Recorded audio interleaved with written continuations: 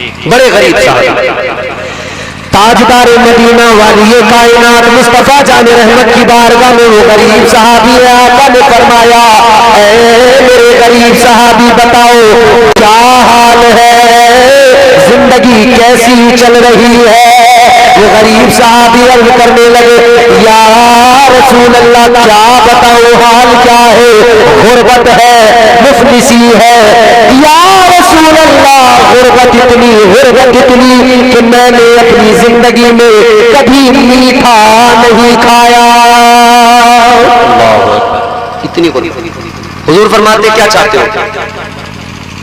या रसूल अल्लाह, अगर आप मेरी चाहत पूछ रहे हैं, ख्वाहिश पूछ रहे हैं, तो बस इतना है, जिंदगी में कभी मीठा नहीं खाया है और मेरा निकाह नहीं हुआ है। गरीब हूं तो कोई मेरे साथ अपनी बेटी का निकाह नहीं करता। तो या रसूल अल्लाह बस ये निकाह हो जाए, मीठा खाने को मिल जाए, इससे बड़ी और क्या मेरी जिंदगी की ख्वाहिश होगी। अच्छा, इधर ये गुफ्तगू हो रही थी कि बुलबुल सिदरा आ गए, ताइर सिदरा जिब्राइल अमीन आ गए हुजूर की बारगाह में। फरिश्तों के सरदार सैयदुल मलाइका आ गए, अर्ज करने लगे, या रसूल अल्लाह, ये जो सहाबी जिनसे आप गुफ्तगू फरमा रहे हैं, इनकी जिंदगी बड़ी मुख्तसर है, कल इनका इंतकाल हो जाएगा। मेरे आका को ये खबर मिली तो आका गमगीन हुए, मेरा प्यारा गरीब सहाबी कल दुनिया से चला जाएगा और इसने कभी जिंदगी में मीठा नहीं खाया, शादी नहीं हुई, ये दो इसकी ख्वाहिशें हैं। तो हुजूर ने अपने सहाबी से फरमाया, ठीक है, तुम ये बताओ तुम्हारी शादी अगर करें तो तुमने कोई लड़की देख रखी है या फिर हम ढूंढें? कहने लगे, या रसूल अल्लाह लड़की तो है मेरे चचा की बेटी, मगर मैं गरीब हूं तो वो करेंगे। हुजूर ने फरमाया, ठीक है कोई नहीं, बुला लो उनको। बुला लिया गया। ताजदार मदीना ने उनसे फरमाया, ये मेरा गरीब सहाबी तुम्हारी बेटी से निकाह करना चाहता है, लिहाजा तुम निकाह कर दो और निकाह आज होगा, अभी होगा जी। अब हुजूर का फरमाने कौन इनकार कर सकता है? कहा हुजूर बिल्कुल, निकाह की तैयारी। इधर मेरे हुजूर ने साहबा को हुक्म दिया, किसी को फरमाया तुम ये काम करो, किसी को फरमाया तुम ये काम करो, कुछ सहाबा को फरमाया मीठा तैयार करो, खास किस्म का मीठा बनाओ। उधर मीठा तैयार हो रहा है, इधर निकाह की तैयारी हो रही है, पूरा काम फौरन हुजूर को अपने सहाबी की फिक्र है। हुजूर ने फरमाया जल्दी निकाह कर दिया। हुजूर तो जानते कल इसका इंतकाल हो जाएगा, ख्वाहिशें पूरी फरमा रहे मेरे आका। ताजदार मदीना ने निकाह फरमा दिया, इधर आका ने निकाह किया, मगर मसला ये रहने को घर नहीं था। कहां रहे, किधर जाए? तो मुस्तफा जाने रहमत ने अपने एक सहाबी से फरमाया, तुम्हारे पास एक मकान खाली है, क्या तुम उनको वो मकान इनको देना चाहोगे? हुजूर बिल्कुल दे दूंगा। ताजदार मदीना ने फरमाया, जाओ उस मकान में चले जाओ। दोनों को आका ने दूल्हा दुल्हन को भेज दिया। अब हुजूर को तो मालूम था कि कल इनका इंतकाल हो जाएगा। रात गुजरी है, दिन आया है। हुजूर ने एक सहाबी को फरमाया, जाओ वहां जाओ और उनके दरवाजे के पास दाएं बाएं रहना और जोहर तक मुझे बताना आकर कोई खबर, अगर घर के अंदर से रोने की आवाज आए तो मुझे आकर खबर देना, क्योंकि मालूम था कि इनका इंतकाल हो जाएगा। अल्लाह के नबी ने सहाबी को वहां पर खड़ा कर दिया, मुकर्रर कर दिया घर के बाहर रहना, अगर अंदर से रोने की आवाज आए तो मुझे आकर इत्तला करना, खबर दे देना। सहाबी बाहर आगे पीछे वहीं पर पहरेदारी पर है, तवज्जो कर रहे कि अंदर से रोने की आवाज आए, मगर रोने की आवाज नहीं आई। सुबह से दोपहर हो गया, रोने की आवाज नहीं आई, वही खुशियों का माहौल है। दोपहर से दिन आगे बढ़ा, शाम हो गई, आका को खबर दी गई, या रसूल अल्लाह रोने की तो कोई आवाज नहीं आई, घर के अंदर तो वही खुशियों का माहौल है, वही खुशियां हैं, वही बाहर। अल्लाह अल्लाह मेरे आका तशरीफ ले गए, सहाबी को बुलाया, आका ने फरमाया सहाबी क्या मामला है? कहने लगे, या रसूल अल्लाह बड़ा करम है आपका, बड़ा खुश हूँ, आज जिंदगी में दो ख्वाहिशें पूरी हो गई, निकाह भी हो गया। या रसूल अल्लाह मैंने मीठा भी खा लिया। अब इधर आका हैरान है, अल्लाह की बारगाह में सवाल किया। ताजदारे मदीना ने अर्ज किया, मौला ये क्या माजरा है? मुझे तो फरिश्तों के सरदार ने बताया था, बुलबुल सिदरा ने बताया था इस सहाबी का इंतकाल होने वाला है। अल्लाह ताला ने फरमाया, हाँ मेरे महबूब वाकई इसका इंतकाल होने वाला था, आज इसका इंतकाल होने वाला था, मगर मेरे महबूब आपने इनका निकाह कर दिया, आपने तबर्रुक भी तैयार कर दिया, आपने मीठा इनके लिए बना दिया और आपने हाथ उठा के दुआ भी कर दी। निकाह करके आपने बरकत की दुआ कर दी। ऐ मेरे महबूब आपने जब निकाह कर दिया और बरकत की दुआ कर दी तो तुम्हारे रब को भी ये अदा पसंद आ गई, दुआ भी कबूल कर ली, निकाह की बरकत भी जाहिर कर दी। अब इसकी जिंदगी को और बढ़ा दिया गया। सुभान अल्लाह। ये निकाह की बरकतें हैं और हुजूर की शफकतें हैं, ये निकाह की बरकतें हैं और हुजूर की मोहब्बतें हैं। निकाह भी हो गया, ख्वाहिशें भी पूरी हो गई और जिंदगी भी अल्लाह ने बढ़ा दी। निकाह में बरकतें हैं, निकाह में सुकून है, निकाह में इत्मीनान है, निकाह में मुआशरे की बका है। निकाह के जरिए बदकारियों का खात्मा हो सकता है, निकाह के जरिए बदकारियों को, ज़िनाकारियों को रोका जा सकता है।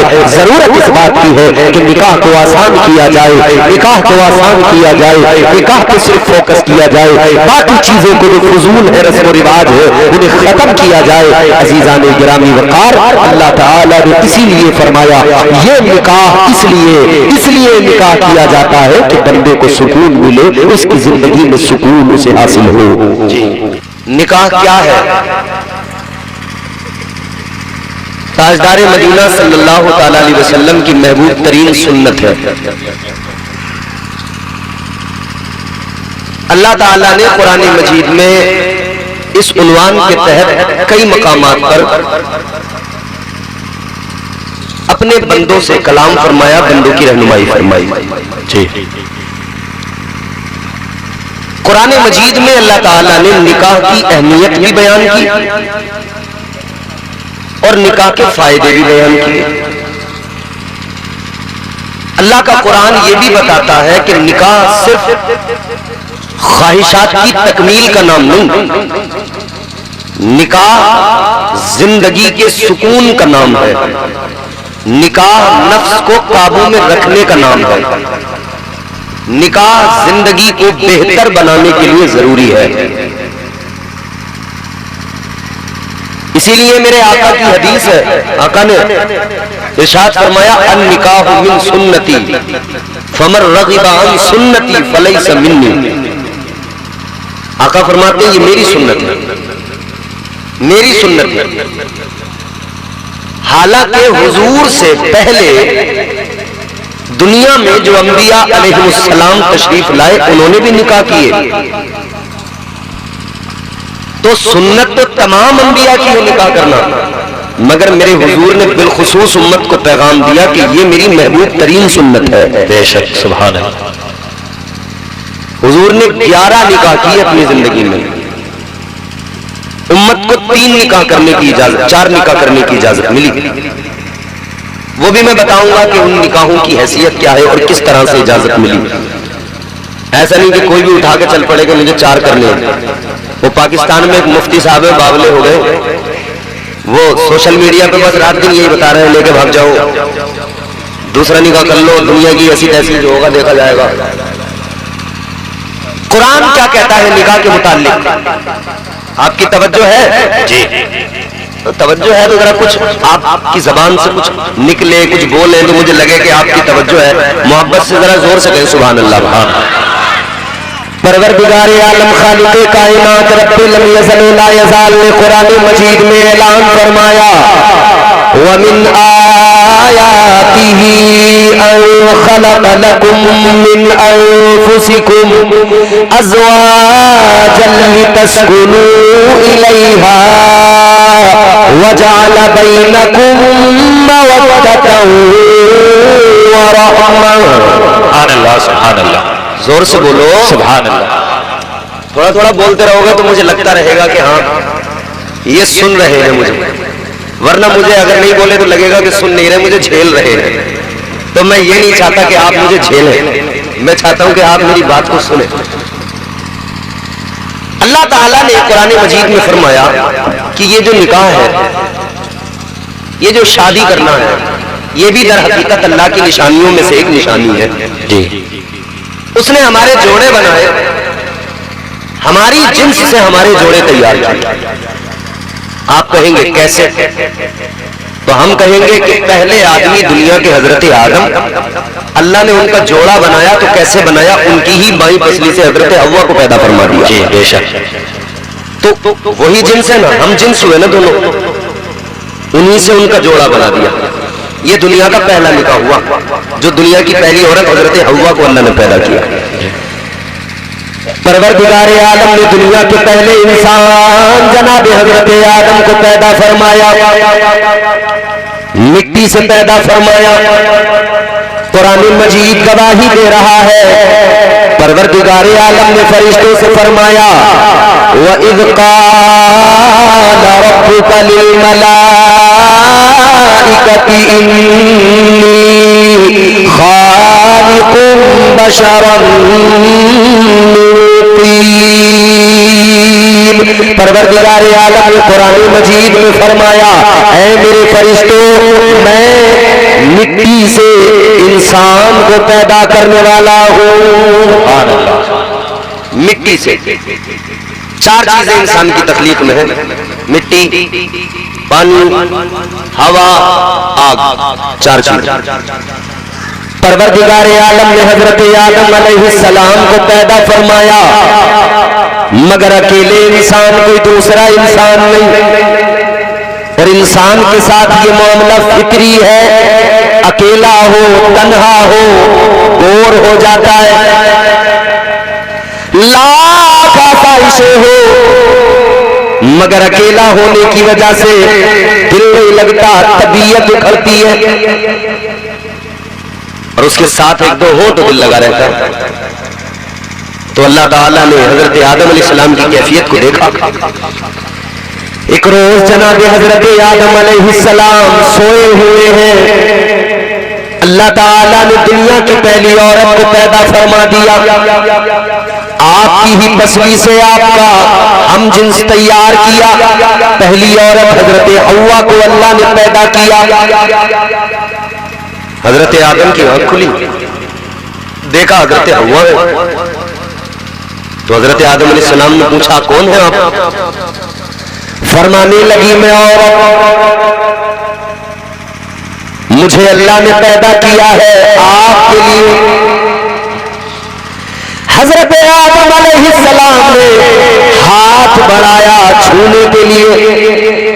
अल्लाह ताला ने फरमाया, आदम ऐसे नहीं छू सकते, या अल्लाह बनाया मेरे लिए, पैदा मेरे लिए किया, तो छूने की इजाजत क्यों नहीं? अल्लाह ने फरमाया, आदम ऐसे नहीं छू सकते, पहले निकाह किया जाएगा। सुभान अल्लाह, पहले निकाह किया जाएगा, निकाह किया जाएगा। ये दुनिया का पहला निकाह था जी। अल्लाह ताला ने हजरत आदम और हव्वा का निकाह किया। निकाह पढ़ाने वाला कौन? खालिक कायनात है, सुभान अल्लाह, परवरदिगार आलम। याद रखो मेरे अजीजों, एक मर्द एक औरत दोनों को एक साथ जमा करने के लिए निकाह जरूरी, सबसे अहम चीज निकाह। मगर आज हमारी तकरीबात देखिए, हमारी शादियों में असल चीज क्या? निकाह। लेकिन निकाह को फर्स्ट प्रायोरिटी नहीं दी जाती, बाकी चीजों पे ज्यादा फोकस होता है। निकाह में 4-5 बुड्ढे बैठे होते हैं, वही निकाह कर लेते हैं। बाकी तो आए, खाए, हाथ धोए, सेल्फियां ली, फोटो लिए, चल दिए जी। कल को जब आपकी बारात जाएगी तो बहुत सारे लोग आपके पास बैठ बैठ के फोटो लेंगे और उसके बाद में चले जाएंगे। निकाह के वक्त में गिने चुने लोग रह जाएंगे जी। पूरी शादी में क्या चीज जरूरी है? निकाह। ऐ लोगों, अल्लाह ताला ने हजरत आदम का निकाह खुद पढ़ा के दुनिया को बता दिया। अल्लाह ने फरिश्तों को गवाह बनाकर दुनिया को मिजाज दिया, निकाह की महफिल में शामिल हुआ करो। सुभान अल्लाह, बेशक निकाह की महफिल में शामिल हुआ करो, बरकतें मिलेंगी। दूल्हा दुल्हन के लिए भी दुआ किया करो और फिर तुम्हारे लिए भी दुआ होगी। मगर सारा जितना भी मामला खराब होता है निकाह के टाइम होता है। ये बैठे हैं कारी साजिद साहब, ये निकाह पढ़ाने जाते हैं रजिस्टर लेकर, सारा मामला खराब निकाह के टाइम ही होता है। उससे पहले तो डीजे बजा, कोई परवाह किसी को नहीं थी, खूब नाचे, पैसा भी लुटाया। बाजे वाले ने बाजा कभी हाथ में पकड़कर, कभी सर पर रख रख के ठुमके लगाए। तो मियाँ गड्डियां थी, हाथों में गड्डियां, जैसे ये 50 रुपए देख गए हमें, ऐसे 50-50 की गड्डियां होती हैं और ऐसे लगा लेते हैं सरों पे पीछे से। और फिर देखो तुम जलवा, आदमी तो आदमी, औरतें कई कई हजार की गड्डी एक दूसरे के सिर पर रख के खड़ी हो। और वो बाजे वाले जैसे मदारी का बंदर नहीं कूदता है, बिल्कुल ऐसी बाजा सिर पर रख रख के एक दो बार मुंह पर लगाएंगे तुर तुर तुर तुर, और बाद में कभी सिर पर रखेंगे, कभी ठुमके लगाएंगे। भाई उनका मकसद तो पैसे लेना जी। लेकिन वाह मेरी कौम के लोगों, बाजे वाले को दिए कोई इशू नहीं, कोई मसला नहीं, नाचने वालों को दिए कोई मसला नहीं, सबको देते चले आए। हद तो तब हो गई, बारात लेके गए तो नट आ गए, नट उसने आके कलाबाजी उठाई, 2-4 मोड़कइयां लगाई। उन्होंने कहा जी मेरा भी हिस्सा दे दो, वो भी लेके आ गया, उसे भी दिया। ख्वाजा सरा आ गए, वो भी अपना लड़ झगड़ के ले गए हैं, और वो तो बहुत ही लड़ झगड़ के लेते हैं। जो आया लेकर चला गया, आप देते रहे, लेकिन जब मस्जिद का इमाम रजिस्टर लेके आया, मसला ही खराब हो गया, फकीर बन गया, गुर्बत आ गई, अब जेबें खाली हो गई। सबसे कमजोर आदमी मस्जिद का इमाम मिला, उसी से कहने लगे मौलाना कितने हुए? मौलाना बोले 5000। कहने लगे मौलाना 40 पैसे ले लो। हाँ सारे नाजायज काम इमामी तो कर रहे हैं मस्जिद का, तुम ही सारे जायज काम करते आए हो अब तक जी। यानी जो जरूरी है उस पे देखो, बिल्कुल गुर्बत, मर गए एकदम। अब तो अल्लाह खैर फरमाए, जो जरूरी वहां दम तोड़ दिया। याद रखना मेरे अजीज, दुनिया का पहला निकाह हुआ कैसे हुआ? परवरदिगार ने निकाह पढ़ाया, गवाह अल्लाह के फरिश्ते बने। इस निकाह के अंदर जो महर तय किया गया क्या था? अल्लाह ने फरमाया आदम हव्वा तुम पर उस वक्त हलाल होगी जब तुम मेरे महबूब पर दुरूद पढ़ोगे। नारे तकबीर, नारे रिसालत, नारे गौसियत, मसलके आला हजरत, फैजाने आला हजरत, खतीब हिंदुस्तान जनाब कारी इम्तियाज बरकाती, नारे तकबीर, नारे रिसालत। बहरहाल ये दुनिया का पहला निकाह। अल्लाह ने कुरान मजीद में फरमाया तुम्हारी हम जिन्स बीवियां पैदा की गई, तुम्हारी ही जिन्स से तुम्हारी बीवियों को अल्लाह ने पैदा किया। किस लिए? लितस्कुनु इलैहा, ताकि तुम्हारी जिंदगियां पुरसुकून हो जाए, तुम्हें सुकून मिले। ऐ लोगों, नौजवानों, बुजुर्गों, जरा बात मेरी तवज्जो से सुनना। कुरान के तनाजुर में बात की जा रही है। कुरान कहता निकाह इसलिए होता है कि इंसान की जिंदगी पुरसुकून हो जाए, पुरसुकून जिंदगी हो जाए। मगर इस अहद में तुम लोगों से बात करो कि भाई शादी से पहले जिंदगी अच्छी थी या बाद में? तो ज्यादातर लोग ये कहते हैं कि शादी से पहले जिंदगी अच्छी थी। क्यों? बोले अब सुकून नहीं रहा जिंदगी में। कहां गया सुकून? बोले क्या बताएं साहब, घर में इतनी झिकझिक है, बाहर जरा कहीं निकल जाओ तो पीछे से बीवी के फोन दे दनादन। कहाँ हो, कहाँ? अच्छा ये कहाँ हो जो है ना बड़ा खतरनाक डायलॉग है जी। ये कहाँ हो वाला जो डायलॉग है बड़ा खतरनाक। ये मौके की नजाकत के हिसाब से, सिचुएशन के हिसाब से होता है। जैसे आप कहीं गए, बीवी ने फोन लगाया, आपने फोन उठाया, हेलो, बोली कहाँ हो। ये जो आराम से कहाँ हो है, इसका मतलब है कि अगर आप कहीं मार्केट वगैरह में हो तो कुछ सामान मंगाना है वो ले आइएगा, इसमें कोई खतरा नहीं। आदमी बता देता मैं यहाँ हूँ तो बोले फला चीज लेते आना। मगर इसके बाद में दूसरा सीन जरा सा खतरनाक हो जाता है। दूसरे में जैसे फोन आया, आपने फोन उठाया, हेलो, पीछे बोली कहाँ हो। अब ये खतरनाक सिचुएशन है।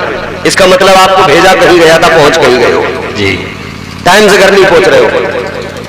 मगर इसके बाद में यही डायलॉग और जरा सा खतरनाक जब होता है तो फिर पता क्या होता है, फोन लगाया, अब तक तो था कहां हो, फिर बाद में होता हो कहां तुम। तो हो कहां तुम पे जब बात आती है फिर खैरियत नहीं, फिर मामला खराब। हमारे चच्चा भी हंस रहे, अल्लाह ताला खुश रखे। तो ऐसा लग रहा है कि ये सारी चीजें पाई जाती हैं। मतलब इसका मतलब ये हुआ कि कहीं ना कहीं हमारे यहाँ माहौल बदले हैं और जो घर की जिंदगी सुकून वाली थी उसमें बदमनी जरूर आई है जी। अल्लाह ताला ने औरत को मर्द के लिए पैदा किया और औरत को इसलिए कि मर्द को सुकून मिले। औरत को अल्लाह ने इसीलिए कि मर्द को सुकून मिले, उसकी जिंदगी पुरसुकून हो, वो गुनाहों से बच जाए, बुरी आदतों से बच जाए, इधर उधर फिरने से बच जाए, कमाए, अल्लाह की इबादत करे, घर में बच्चों के साथ रहे। मगर हालात ये हो गए, औरतें भी बड़ी चमची चल जिद्दी हो गई, इतनी जिद्दी हो गई, आदमी घर में रुकने से घबराता है। घर में जैसे ही आया इसने फौरन अपनी पूरी कथा चालू कर दी, शुरू से लेके आखिरी पन्ने तक इसने पूरी किताब तैयार कर रखी है। जैसे ही आया अम्मी से लेके बहनों तक, बहनों से लेके भाइयों तक, तुम्हारे अब्बा ऐसे, तुम्हारी अम्मा ऐसी, तुम्हारी बहन ने ये कह दिया, तुम्हारे भाई ने ये कह दिया, सारी बात। अब ये गरीब अगर नहीं सुने तो खैर नहीं, और सुने तब ये परेशान करे तो क्या करे, तो फिर सोचता है खुदाया इसकी किताब जल्दी खत्म हो, मैं घर से बाहर निकल जाऊं। है लोगों ये किस लिए हुआ, क्योंकि हमने शादियों के असल पैगाम को भुला दिया, निकाह के असल पैगाम को भुला दिया। ऐ लोगों हर शख्स की जिम्मेदारी है वो अपने बच्चों को तालीम दे, शादी के ताल्लुक से अवेयरनेस लाने की जरूरत है, अपने घरों में शादी के ताल्लुक से बच्चों को बताने की जरूरत है। एक माँ की जिम्मेदारी है अपनी बेटी को सिखाए, बेटी किसी भी हाल में शौहर को नाराज न करना है, बेटी किसी भी हाल में शौहर को तंग न करना, शौहर का दिल न दुखाना, शौहर को परेशान न करना, बल्कि जब भी शौहर के माथे पर कोई शिकन आए तो ऐसे पेश आना वो अपने सारे गम भूल जाए। सुभान अल्लाह, सुभान अल्लाह। वो अपने सारे गम भूल जाए जी, घर में आके खुश हो जाए। मगर मियां कहाँ, यहाँ तो उल्टी चक्री चल रही है। अच्छा एक बात और बताता हूँ आपको, अल्लाह ताला ने हजरत हव्वा को पैदा किया, पहली औरत को कहाँ पैदा किया जानते हो? जन्नत में। कहाँ बोलो? जन्नत। जोर से बोलो। जन्नत में तो जाना है ना, अरे जाना है ना, जाना है, सबको जाना है, इंशाअल्लाह जाएंगे। जन्नत में जाना है, उसी जन्नत में हजरत हव्वा को पैदा किया गया। जबकि अल्लाह ने पहले मर्द को पैदा किया, हजरत आदम अलैहिस्सलाम को तो जन्नत में पैदा नहीं किया, जन्नत के बाहर, मगर हजरत हव्वा को जन्नत में। क्या वजह? अल्लाह ताला अगर चाहता तो हजरत हव्वा को भी जन्नत के बाहर पैदा फरमा देता, लेकिन जन्नत में पैदा किया।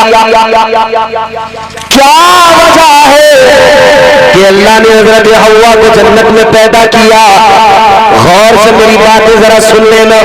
मुफस्सिरीन बयान फरमाते हैं अल्लाह ताला ने औरत को जो जन्नत के अंदर पैदा किया, इसकी कई वजह है।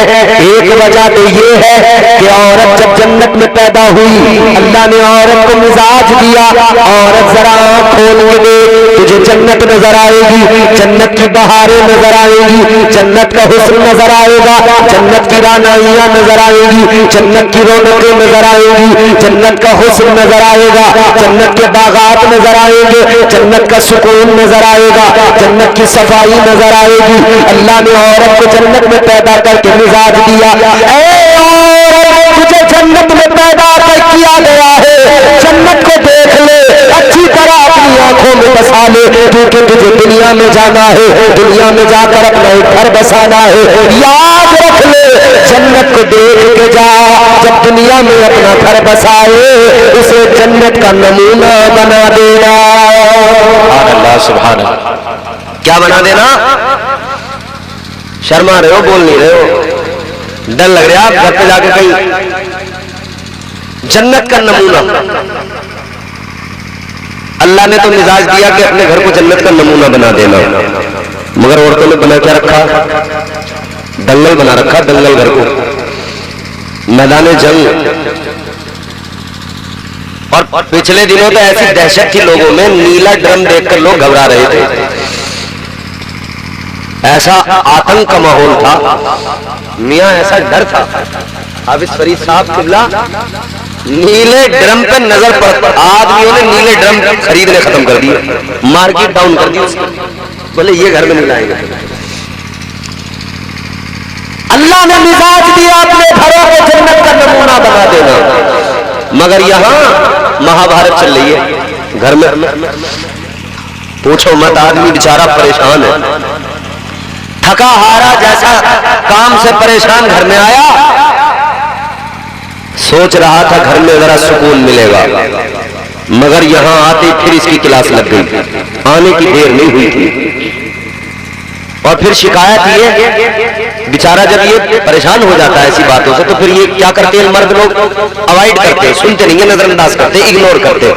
फिर एक लड़ाई ये शुरू होती है कि मेरी बातों से तुम्हें फर्क ही कोई नहीं पड़ता, तुम मेरी सुनते ही नहीं। अरे अल्लाह की बंदी, तेरी सुन के क्या करूं? लट उठाऊं, घर में लट चला दूं, लड़ाइयां लड़ लूं, करूं क्या तेरी सुन के? मगर नहीं साहब, तुम्हें कोई मेरी परवाह थोड़ी है।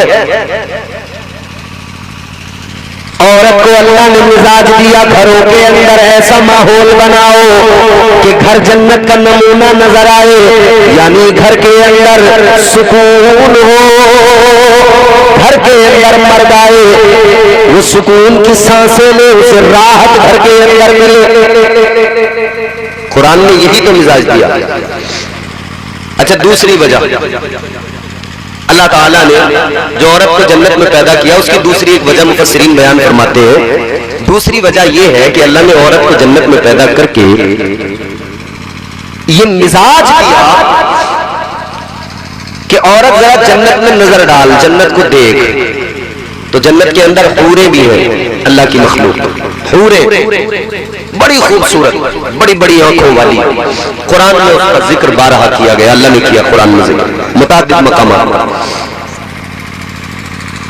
अल्लाह ताला ने जन्नत के अंदर हूरों को रखा है। हूरें क्या है? बड़ी खूबसूरत, जन्नतियों को अल्लाह ताला हूरें अता फरमाएगा। और हूरों का हुस्न क्या है? फरमाया गया जन्नत की जो हूर है, जो हूरों में सबसे, जो सारी हूरों की सरदार है, उसका नाम है लाइबा। फरमाया गया हुस्न ऐसा, अगर जन्नत की हूर अपना हाथ दुनिया में जाहिर कर दे तो उसकी चमक ऐसी, उसकी रोशनी ऐसी, उसका हुस्न ऐसा कि सूरज की रोशनी उसके सामने फीकी पड़ जाए। सुभान अल्लाह, ये हुस्न है, वो सजी हुई संवरी हुई जन्नत की हूरें। अल्लाह ताला ने औरत को जन्नत में पैदा करके हूरों को दिखा के मिजाज दिया, ऐ औरत हूरों को देख के जा, ये सजना सवरना देख के जा, ताकि तू जब जमीन पे अपना घर बसाए तो तू सज संवर के अपने शोहर के सामने जाना, अपने शोहर को राजी रखना, बनाओ सिंगार करना, सजना सवरना, मगर शोहर के लिए अपने शोहर के सामने सज संवर के जाना, ताकि तेरा शोहर तुझे देखे तो उसकी आंखें ठंडी हो जाए। सुभान अल्लाह, सुभान अल्लाह। और यही वजह है कि औरत को हुक्म दिया गया कि तू श्रृंगार कर। सोने की कोई चीज पहनने की मर्द को इजाजत नहीं दी गई, मगर औरत को सोने के जेवरात पहनने की इजाजत। क्यों? क्योंकि औरत को हुक्म दिया गया तो सज संवर, किस लिए? अपने शोहर के लिए। मगर हमारे यहाँ सिस्टम उल्टा हो गया, हमारे यहाँ की औरतों ने बिल्कुल उल्टा कर दिया। मिजाज तो ये दिया गया शोहर के लिए तैयार हो के सज संवर के उसके सामने जाता के वो राजी हो, मगर हालात ये औरतें जब घर में रहती हैं तो बिल्कुल गंदी रहती है, और जब बाहर निकलती है तो तैयार हो के महंगे कपड़े पहन के निकलती है। घर में तो वो कपड़े भी वो पहनती है वो जो दरवाजों पे बेचने वाले नहीं आते 50-50 रुपए के टुकड़े, फिर चतरा बनती है टुकड़े खरीद के मैंने तो टुकड़ों में से देखो ऐसे ऐसे सूट बना लिया जी। घर में टुकड़ों के सूट पहन रही है और बाहर तैयार होकर निकल रही है, किसके लिए? इसका मतलब तो यही हुआ दूसरों के लिए तैयार हुई। मेकअप किया तो दूसरों के लिए किया ना। अब शादी है, अब शाहरुख साहब की, जब ये दूल्हा बनेंगे तो देखना चारों तरफ झुरमुट होगा खवातीन का, छोटी शेरे के टाइम पे।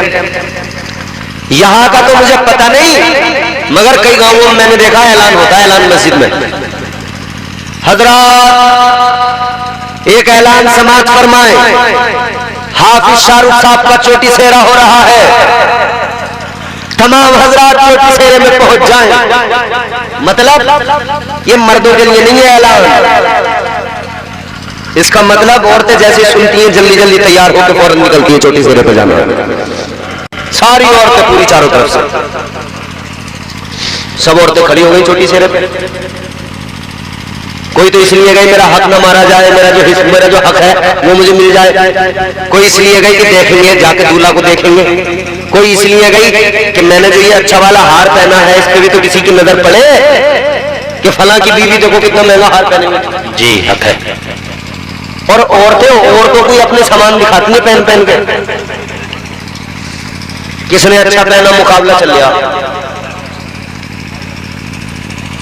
भाई अल्लाह ताला ने औरत को मिजाज दिया अपने शोहर के लिए मेकअप कर, अपने शोहर के लिए अच्छे उम्दा कपड़े पहन, अपने शोहर के सामने जेवरात पहन के जा।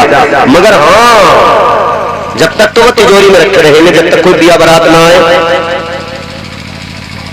और फिर ये कहती है कि वो औरतें जो थोड़े अच्छे कपड़े पहनती है ना घर में, उन्हें तो ये कहती हैं और कोरी है, घरों में पहन ले अच्छे अच्छे कपड़े, फिर बाहर को जाओ तो उठा के देखते रहो क्या पहने।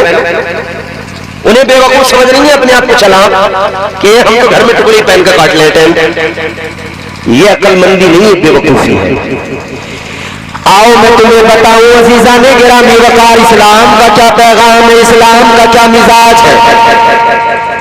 इस्लाम मिजाज दे रहा है घर के अंदर रहे तो अच्छे कपड़े पहन, अच्छा लिबास से बेतन कर। और इस्लाम कहता है जब तुझे बाहर जाना हो, जब तुझे बाहर किसी जरूरी काम से निकलना हो, इस्लाम कहता है अब तू पोशीदा लिबास पहन के निकल, पुराना लिबास पहन के निकल।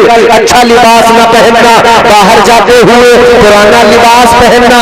वजह ये है कहीं ऐसा न हो तेरे लिबास की चमक को देखकर कोई तेरा आशिक न बन जाए, तेरे लिबास की चमक को देखकर कोई तुझ पे फिदा न हो जाए, कोई तेरे लिबास की चमक को देख कर गर्विदा न हो जाए। इस्लाम कहता है तू पैर में पायल भी वो पहन जिसके अंदर घुंघरू न हो, जिससे आवाज न निकलती हो, क्योंकि आवाज निकलेगी तो पैर रखने पर आवाज पैदा होगी, घुंघरू बोलेगा। और ऐसी सूरत हाल में जब तू पैर रख के चलेगी कोई तेरे चलने के अंदाज को महसूस कर सकता है। इस्लाम कहता है खबरदार वो पायल न पहनना जिसमें घुंघरू लगा हो, क्योंकि जब तू उसे पहन के चलेगी अगर कोई तेरी चलने के अंदाज को महसूस करके तुझ पे गर्विदा हो गया तो सोच जरा क्या होगा। इस्लाम कहता है घर में खूब अच्छे से तैयार होकर रहना, मगर बाहर जाए तो पुराने कपड़े पहन के जाना। तो हमारे यहाँ हम बिल्कुल उल्टा कर रहे हैं, हर काम में बिल्कुल उल्टा करते जा रहे हैं, हर काम में बिल्कुल उल्टा करना चाहिए, सीधा तो उल्टा कर रहे हैं। अल्लाह ताला ने औरत को जन्नत में पैदा फरमाया, मिजाज दिया अपने शोहर के लिए सज संवर बेहतरीन बन के रहे।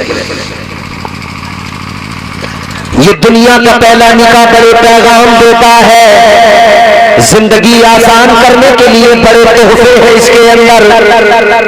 दुनिया की पहली शादी बहुत कुछ सिखाती है, दुनिया की पहली शादी बड़े पैगाम देती है अजीजों। हजरत आदम और हव्वा का निकाह बहुत कुछ सिखाता है, लेकिन बात को आगे बढ़ाते हैं।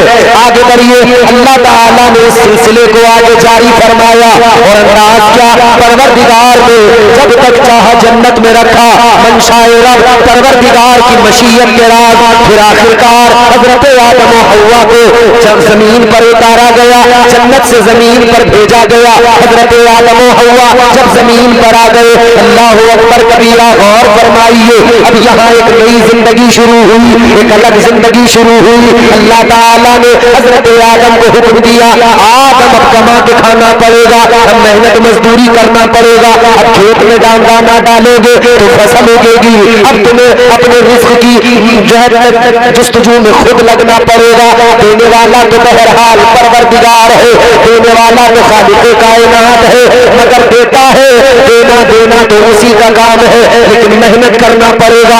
जन्नत में थे, कोई मेहनत नहीं, कोई काम नहीं, जो चाहा वो आ गया।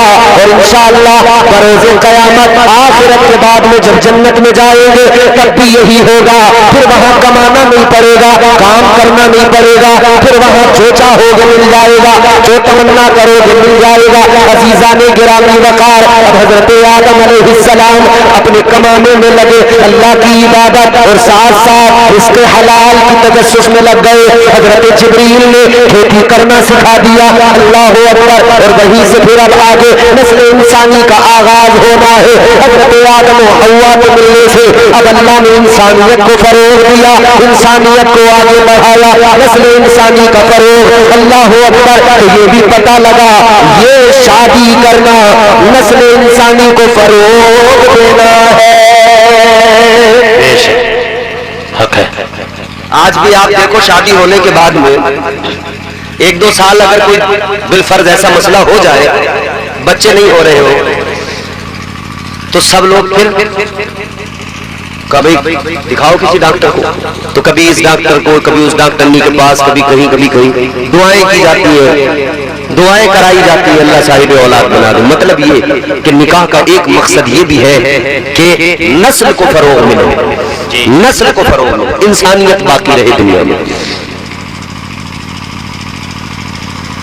हजरत हव्वा एक मर्तबा में जो हमल ठहरता था, दो बच्चे पैदा होते, एक बेटा एक बेटी। अगली बार फिर हमल तो एक बेटा एक बेटी।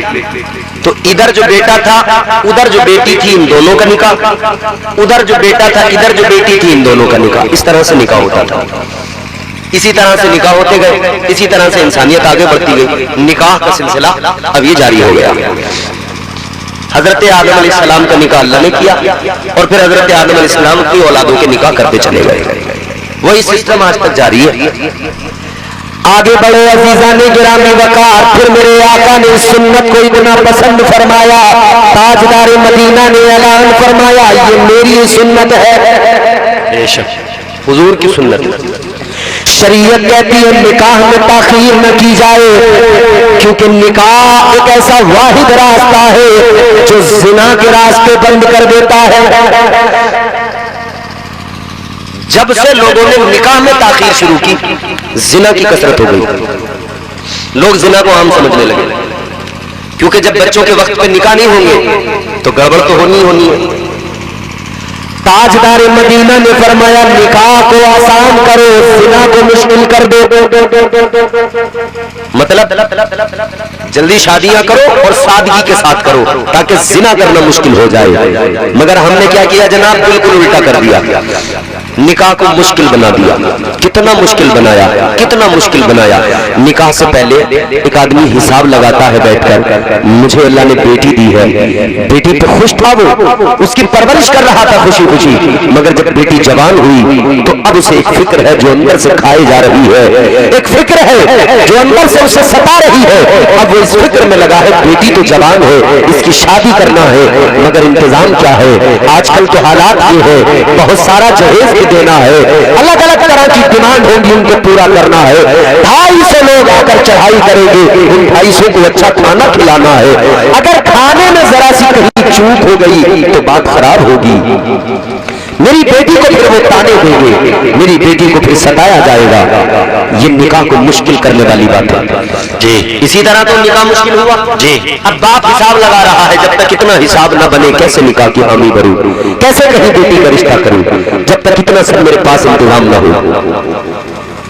अब वो हिसाब लगा रहा है, इसी हिसाब में तो निकाह को कर दिया मुश्किल।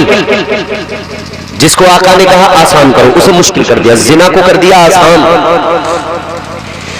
जिना को इतना आसान कर दिया। हालात आज कैसे हैं, रोज रोज नए बातें सुनने में आते, रोज रोज नई नई बातें सुनने में आते। फला जगह ऐसा हो गया, फला जगह वो पकड़ा गया, वो यूं हुआ, वो यूं हुआ।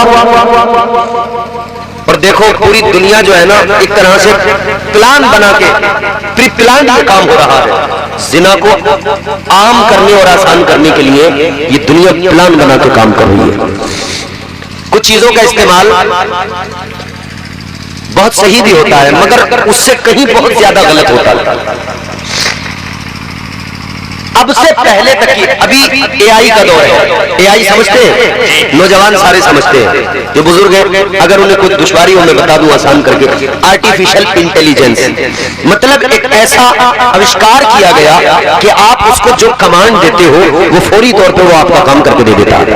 आप उससे कोई सवाल पूछो, आप उससे कोई अपना पोस्टर बैनर बनवा लो, आप उससे कोई फोटो बनवा लो, आप उससे कोई और काम करवा लो। मतलब एआई बहुत जल्दी एकदम आपका काम करके दे देगा, किसी भी सब्जेक्ट पे हो। इसमें आसानियां तो है, मगर जानते हो सबसे बड़ी परेशानी, अब से पहले लोग डरते थे बुरे काम करते हुए। खौफ रहता था कि अगर मेरी कोई तस्वीर मेरे किसी ने देख ली, डर लगा रहता था। अगर कोई तस्वीर भी किसी ने चुपके से ले ली और मेरे घर देख ली, मोहल्ले वालों ने, गांव वालों ने, बेइज्जती होगी, बीवी छोड़ के चली जाएगी, हजार दिक्कतें पैदा होंगी। तो डर था, अब वो डर निकल गया। क्यों निकल गया? डर इसलिए निकल गया कि लोगों ने सोच लिया आर्टिफिशियल इंटेलिजेंस पे डाल देंगे, कह देंगे एआई से बनाया गया है। खुद अपना भी अगर कोई ऐसी करतूत है अगर सामने आ गई, लोग निडर है, कोई नहीं कह देंगे एआई से किसी ने बना दिया जी, एआई जनरेटेड है। बिल्कुल आसान, मतलब जिना को आसान करने के लिए ये एआई काम करने लगा, काम करने लगा जी। वो डर खत्म हो गया आप दिलों से। ताजदार मदीना का ऐलान मेरे आका ने फरमाया, निकाह को आसान करो। अजीजाने गिरामी वकार, ज्यादा लंबे हिसाब न लगाया करो, ज्यादा तमन्नाएं दिल में न रखा करो। वक्त से शादियां किया करो, वक्त से शादियां होगी तो मुआशरे के अंदर बढ़ती हुई ये तमाम तबाहकारियां, बदकारियां खुद ब खुद रुकती चली जाएगी। बेशक, सुभान अल्लाह, सुभान। कई लोग तो गरीबी की वजह से शादियों में देर करते हैं, कई लोग अपनी एक्टिंग में शादियों में देर करते हैं, बनावट में। अभी तो हमारी लड़की पढ़ रही है, अभी तो हमारी बेटी LLB कर रही है। कौन सा साल है? पहला साल है। BA LLB शुरू किया है, बिठा दिया, एडमिशन हो गए, कोई दिक्कत नहीं भी पढ़ाओ, मसला इस्लाम नहीं कहता मत पढ़ाओ, मगर एक लिमिटेशंस है, हुदूद है। इस्लाम कहता पढ़ाओ, मगर जरा ख्याल रखो इस्लाम ने हुदूद कायम की है। मगर हालात क्या है, अभी उन्हें जुमा 8 दिन कॉलेज में पहुंचे हुए कि अब वो किसी वकील के यहाँ प्रैक्टिस करने पहुंच गई कचहरी पे। अब वो कचहरी पे प्रैक्टिस, माँ बाप अगर देखो तो हाँ, बेटी वकील बन रही है, बेटी वकील बन रही है, वहां बैठती है कचहरी पे। वो कचहरी पे तो बैठ रही है, मगर ये नहीं सोचा पूरे दिन गैर महरम लोगों के सामने बेपर्दा घूम रही है जी। कभी ये भी सोचा कि बेटी वकालत तो कर रही है, मगर गैर लोगों के सामने बेपर्दा पूरे दिन रहती है, किस किस की कैसी कैसी नजरें उस पर पड़ती होंगी। और वो जगह जहां पे कितने मुजरिम पहुंचते हैं, छठे हुए मुजरिम उस जगह पे पहुंचते हैं जब उनकी पेशियां होती है। ऐसे माहौल में तुमने अपनी बेटी को भेज दिया, तुम ये क्यों भूल गए कि तुमने अपनी बेटी को ऐसी जगह पे भेज दिया जहां हर नुक्कड़ पर रीछ खड़े हुए हैं जो उसको तक रहे हैं। याद रखना, वो गंदी निगाहें जो हर वक्त उस पर पड़ रही है, दर हकीकत तुम मुजरिम बराबर के हो कि तुमने अपनी बेटी को बेपर्दा कर दिया, वक्त पे निकाह नहीं किया, बल्कि तुमने कहा इसे अभी हम और आजादी देंगे। फिर नतीजा क्या निकला? फिर नतीजा ये निकला कि किसी दिन खबर आई फर्रा या फिर फिरारन का हुआ फार, किसी से अफेयर हो गया था, वो निकल गई।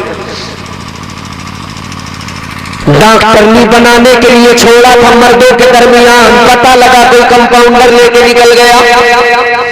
कितने वाकयात होते बोलो। बेटियों को यूं खुला तो छोड़ दिया, आवारा मिजाजी तो दे दी, मगर नुकसान इसका फिर देख रहे हो। याद रखो जो तरीका इस्लाम ने दिया दुनिया का सबसे बेहतर तरीका है। और ये मैं दावे से कहता हूँ, दुनिया चाहे जितना नंगा नाच कर ले, आखिरकार इसी उसूल को दुनिया को फॉलो करना पड़ेगा। बेशक इसके अलावा कोई नजात का रास्ता नहीं, इसी को अपनाना पड़ेगा। निकाह को आसान करो, वक्त से शादियां करो, और शादियों में दिखावा नामो नमूदी खत्म कर दो। जब एक बाग में नौकरी करता था, बागबानी किया करता था, खजूरों की टोकरियां सर पे उठाता था, फिर मुस्तफा की गुलामी में आया, फिर ताजदारे मदीना की गुलामी ने इज्जतों से नवाजा, फिर मुझे ये इज्जत मिली, ये मेरे सर पे जो बाल है, ये मुस्तफा की गुलामी के उगाए हुए हैं। आज जो इज्जतें हैं मुस्तफा की गुलामी के सबब है। मैं गवर्नर बनकर हरगिज ऐसा नहीं कर सकता कि सुन्नते मुस्तफा को छोड़ दूं। फरमाते सुन्नते मुस्तफा को मैं तर्क नहीं कर सकता, नबी की सुन्नतों से पीछे नहीं हट सकता। ये मेरे आका के सहाबा की मोहब्बत है। याद रहे ये मोहब्बत ही दुनिया और आखिरत में कामयाबी की जमानत है। इकबाल ने कहा था कि मोहम्मद से वफा तूने तो हम तेरे हैं, ये जहां चीज है क्या लोहो कलम तेरे हैं। इश्क मुस्तफा से जिंदगी बनती है, न हो जो इश्क मुस्तफा तो जिंदगी फिजूल है। इश्क मुस्तफा की बदौलत इज्जतें मिलती हैं। आज भी अगर इज्जतें मिलेंगी तो मुसलमानों ये जो कमी आई है ये इस वजह से कि हम दुनिया के हरीस हो गए, माल दौलत के हरीस हो गए। मुस्तफा जान रहमत से सच्ची मोहब्बत करो, मदीने वाले आका से सच्चा प्यार करो, खुदा की कसम इज्जतें बढ़ के तुम्हारे कदमों के बोसे लेती नजर आएंगी। मगर आज कहां से इज्जत मिले? अफसोस होता है, शर्म जब सोशल मीडिया पर आए दिन ये देखने को मिलता है कि हमारे घरों का हाल क्या है। हमारी बेटियां सोशल मीडिया पर आज डांस कर रही हैं, ठुमके लगा रही हैं, किसी को कोई परवाह नहीं, किसी को कोई फिक्र नहीं। गैर मुस्लिमों के साथ में हमारी बच्चियों का मिलना जुलना, आना जाना, दोस्तियां करना, ये सब हो रहा है। आए दिन सोशल मीडिया पर वीडियोज आती है, मगर किसी को कोई परवाह नहीं। हर आदमी ये सोच रहा है मेरी बेटी नहीं है, आज किसी की बेटी है, कल तेरी बेटी बहन है, ये तेरे रिश्ते में कोई हो सकती है। फिर क्या करो? पूरी कौम की जिम्मेदारी बनती है कि इस मसले पर गौर करें और संजीदगी से इसका हल तलाश करें। वल्लाहु आलम सच है या झूठ है, एक वीडियो मेरी नजर से गुजरी सोशल मीडिया पर, मुझे किसी ने भेजी और उस पर लिखा हुआ था मुस्लिम बच्ची किसी गैर मुस्लिम के साथ साहब मोहब्बत हो गई, उसके साथ चली गई, शादी कर ली। अब वो क्या करता है, लाकर खंजीर का गोश्त, सूअर का गोश्त उसको लाकर देता है, कहता है इसको खाओ। उसके मुंह के अंदर जबरदस्ती डाल रहा है खंजीर का गोश्त, और वो उसको उसकी कैफियत बदल रही है, उसको उल्टियां सी आ रही है। एक और वीडियो नजर से गुजरा जिसमें मुसलमान लड़की किसी काफिर के साथ में दोस्ती या प्यार मोहब्बत, वो उसको लेकर गए कमरे के अंदर, वहां और 4-5 बैठे हैं, और वो यूं हाथ उठाकर खुशी से फख्र के साथ आगे बढ़ रहा है कि देखो मैंने कारनामा किया, एक मुसलमान की लड़की को फंसा कर ले आया। फिर वो लड़की वहां बैठ के हाथ जोड़ रही है, शर्म करो मुसलमानों, ये घरों का क्या माहौल बन गया। खुदा के लिए इन बच्चियों का ख्याल करो, ये जो हमारे घरों की बच्चियां बाहर निकलती हैं, नजर रखो कहां जा रही हैं, किधर जा रही हैं। और तालीम के नाम पर अगर ये सब कुछ हो रहा है तो याद रखना, ऐसी तालीम की हमें जरूरत नहीं है जो हमारे मुआशरे को तबाह कर दे।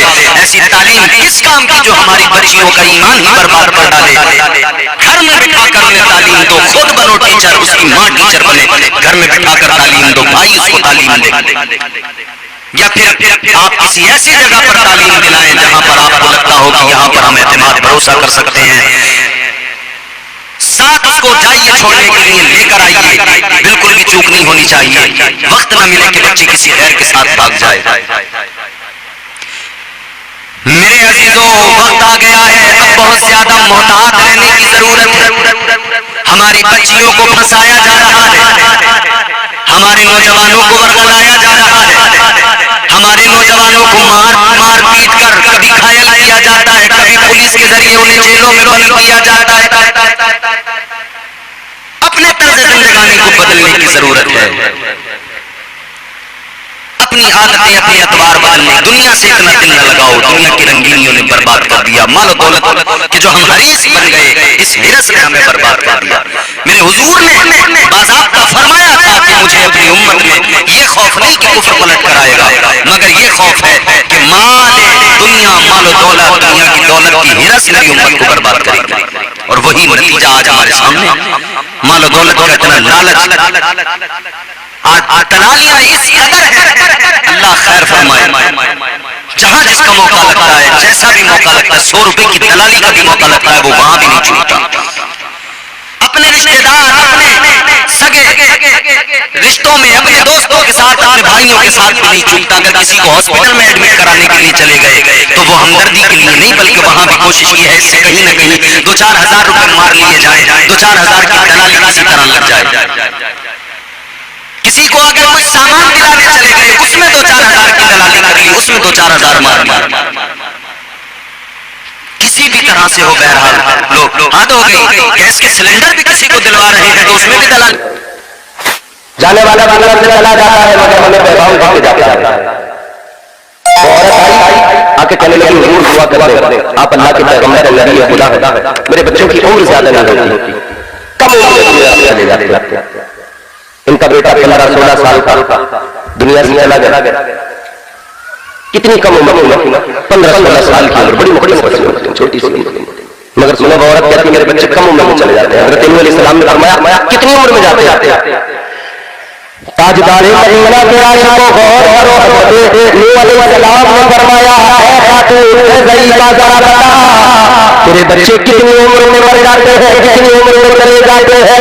कहने लगी पैगंबर खुदा, कोई मेरा बच्चा 100 साल की उम्र में मर जाता है, कोई मेरा बच्चा 200 साल की उम्र में मर जाता है। कहती है इतनी कम उम्र होती है, चले जाता है 100 साल 200 साल की उम्र, कह रही है कम उम्र में चले जाते हैं। हमारी और ये भैया ले दे के साथ कोई 80 के ऊपर निकलता है, इतनी मुख्तसर हमारी। वो कहती है 100 साल 200 साल, कहती बड़ी कम उम्र दुनिया से चले जाए।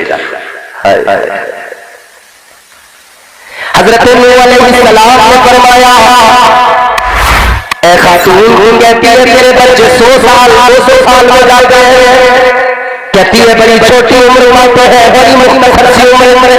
हजरत अरे नूह अलैहिस्सलाम ने फरमाया अपने कौम के बारे में बताओ, आने वाले जमाने में लोग ऐसे भी होंगे, आखिरी उम्मत ऐसी होगी कि इनकी उम्र बड़ी मुख्तसर होगी। कहने लगी कितनी मुख्तसर? आपने फरमाया उनकी उम्र 50-60-70 साल, मुश्किल से कोई 100 साल की उम्र पाएगा।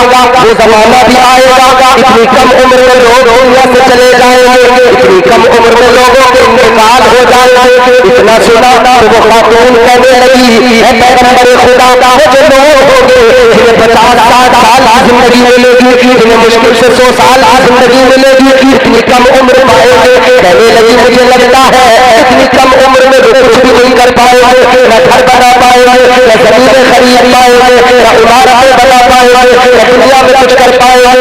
जैसे हजरत नूह अलैहिस्सलाम ने सुना आपने फरमाया वो खातून सुन ले, वो जो कम उम्र पाएंगे कम उम्र जरूर होगी, मगर घर ऐसे बनाएंगे उनसे पहले किसी ने बनाए नहीं होंगे, जमीनें भी खरीदेंगे उनसे पहले किसी ने खरीदी न होगी, दुनियादार इतने बड़े होंगे दुनियादारी में फिर जाएंगे। अल्लाह अकबर कबीरा। कहने लगी अल्लाह के पैगंबर इतनी छोटी सी जिंदगी होगी, उस जिंदगी को घर बनाने में लगाएंगे, जमीनें खरीदने में लगाएंगे, वो लोग इतनी छोटी सी जिंदगी को दुनियादारी में लगा देंगे। कहने लगी जरा ये बताओ वो अपने रब को राजी कब करेंगे, अपने परवरदिगार को कब राजी करेंगे, अपने खुदा से मोहब्बत को कब मजबूत करेंगे, रब से ताल्लुक को मजबूत कब करेंगे। अल्लाह अकबर कबीरा। वो खातून कहने लगी है पैगंबर खुदा अगर मुझे पता लग जाए मेरी उम्र 50-60 या 100 साल की होने वाली है, कहने लगी अगर मुझे पता लग जाए मेरी उम्र इतनी कम होने वाली है, कहती है मैं दुनियादारी छोड़ दूं, कोई दूसरा काम ही न करूं, फकत अपने रब को राजी करने में लग जाऊं। इतनी छोटी उम्रें होंगी, उसमें भी जमीन मकान बिल्डिंग इमारत, और यही तो बात है वो महल जो आज बना रहे थे हमसे पहले किसी ने नहीं बनाए, वो इमारत जो आज तैयार कर रहे थे हमसे पहले किसी ने तैयार नहीं की थी। टेक्नोलॉजी तरक्की, हम तरक्की की बात करते हैं, टेक्नोलॉजी की बात करते हैं, हम दुनिया और साइंस और इन सब चीजों के इस दर्जा का एतबार करते हैं कि हमने कुरान अपनी ताकों में सजा कर रख दिया। हमारी कौम ने सोच लिया कोई मरेगा तब कुरान पढ़ेंगे, किसी का दम निकलता हुआ सूरह यासीन की तिलावत करेंगे, कोई बीमार होगा तब उससे कुरान पढ़ के दम करेंगे। हमने समझ लिया कि कुरान आनी होगी घर में बरकत के लिए तब हम कुरान पढ़ेंगे, जब हमारे यहाँ कोई 40वां आएगा तब हम कुरान पढ़ेंगे, जब हमारे यहाँ कोई 20वां 10वां होगा तब हम कुरान की तिलावत करेंगे। लेकिन मेरे अजीजों कुरान इसलिए नहीं था कि 40वें में पढ़ा जाए, कुरान इसलिए नहीं था कि किसी के मरने पे पढ़ा जाए, कुरान इसलिए नहीं था कि कुरान मजीद में किसी बीमार खत्म करने के लिए पढ़ा जाए। मेरे अजीजों कुरान इसलिए नहीं था, कुरान तो इसलिए था मुसलमान कुरान मिला है, पूरे हयात है, तेरी कामयाबी का राज इसी में है, कुरान पढ़ेगा तो कामयाब हो जाएगा। कुरान पढ़कर समझ ले तुझे सैकड़ों हजारों करोड़ों में कुरान अदा करेगा, कुरान तुझे तरक्की भी देगा, कुरान तुझे दुनिया में भी कामयाब करेगा। तो टेक्नोलॉजी की बात करता है, कुरान तेरे लिए राह हमवार कर देगा। बदकिस्मती है तुम्हारी मेरी, इस कौम की बदनसीबी है हमने कुरान ताकों में रख दिया और यहूदियों ने कुरान उठा लिया, उन्होंने फायदे के लिए कुरान पढ़ा, उन्हें फायदा जरूर पहुंचा है। ईसाइयों ने कुरान उठाया अपना फायदा कुरान में ढूंढने लगे, कुरान ने उन्हें फायदा पहुंचा दिया है। लोगों को और अगर काफिर अगर गैर मुस्लिम अगर यहूदियों ने सारा कुरान को अपने फायदे के लिए पढ़ने लगे, जब उन्हें फायदा कुरान पहुंचा दे तुम और हम तो कुरान पर ईमान रखते हैं, हम और आप तो कुरान को मानने वाले हैं। खुदा अगर हम कुरान की तिलावत करें, कुरान को पढ़े, कुरान को समझे, अल्लाह की कसम हम दुनिया में सबसे ज्यादा तरक्की वाली कौम बन जाएंगे, सबसे ज्यादा तरक्की याफ्ता हम होंगे, हमसे बढ़कर दुनिया में तरक्की करने वाला न होगा। और कल हमारी तारीख में बताया जब लोग नौकरियां चलाते थे, जब लोग इन्हीं कामों में रहते थे, किसी को शऊर नहीं था, सलीका नहीं था, तो कुरान पढ़ने वालों ने दुनिया को सलीका भी दिया, शऊर भी दिया और दुनिया को तरक्की से हमकिनार किया, दुनिया को साइंस भी सिखाया, दुनिया को साइंटिस्ट बन के भी दिखाया। कुरान पढ़ने वाले इतने बड़े बड़े साइंटिस्ट गुजरे हैं मेरे अजीजों उन कुरान पढ़ने वालों ने अगर तुम्हारे मेरे दरमियान आज ये मशीनें आ गई है, ये मशीनें आज से तुम्हारे मेरे दरमियान है, ये मशीनें कैसे बनी है, इन मशीनों को बनाने के लिए रिसर्च किया गया है। मगर सुनो सुनो 1400 साल पुरानी तारीख उठा के देखो, सहाबा ने कुरान से ये नतीजे पहले हमने अपने बंदों को बना दिया। या अल्लाह कौन से बंदों को बना दिया? फिरदौस का वारिस, जन्नत का वारिस। अल्लाह ताला ने फरमाया हमने अपने बंदों को बना दिया।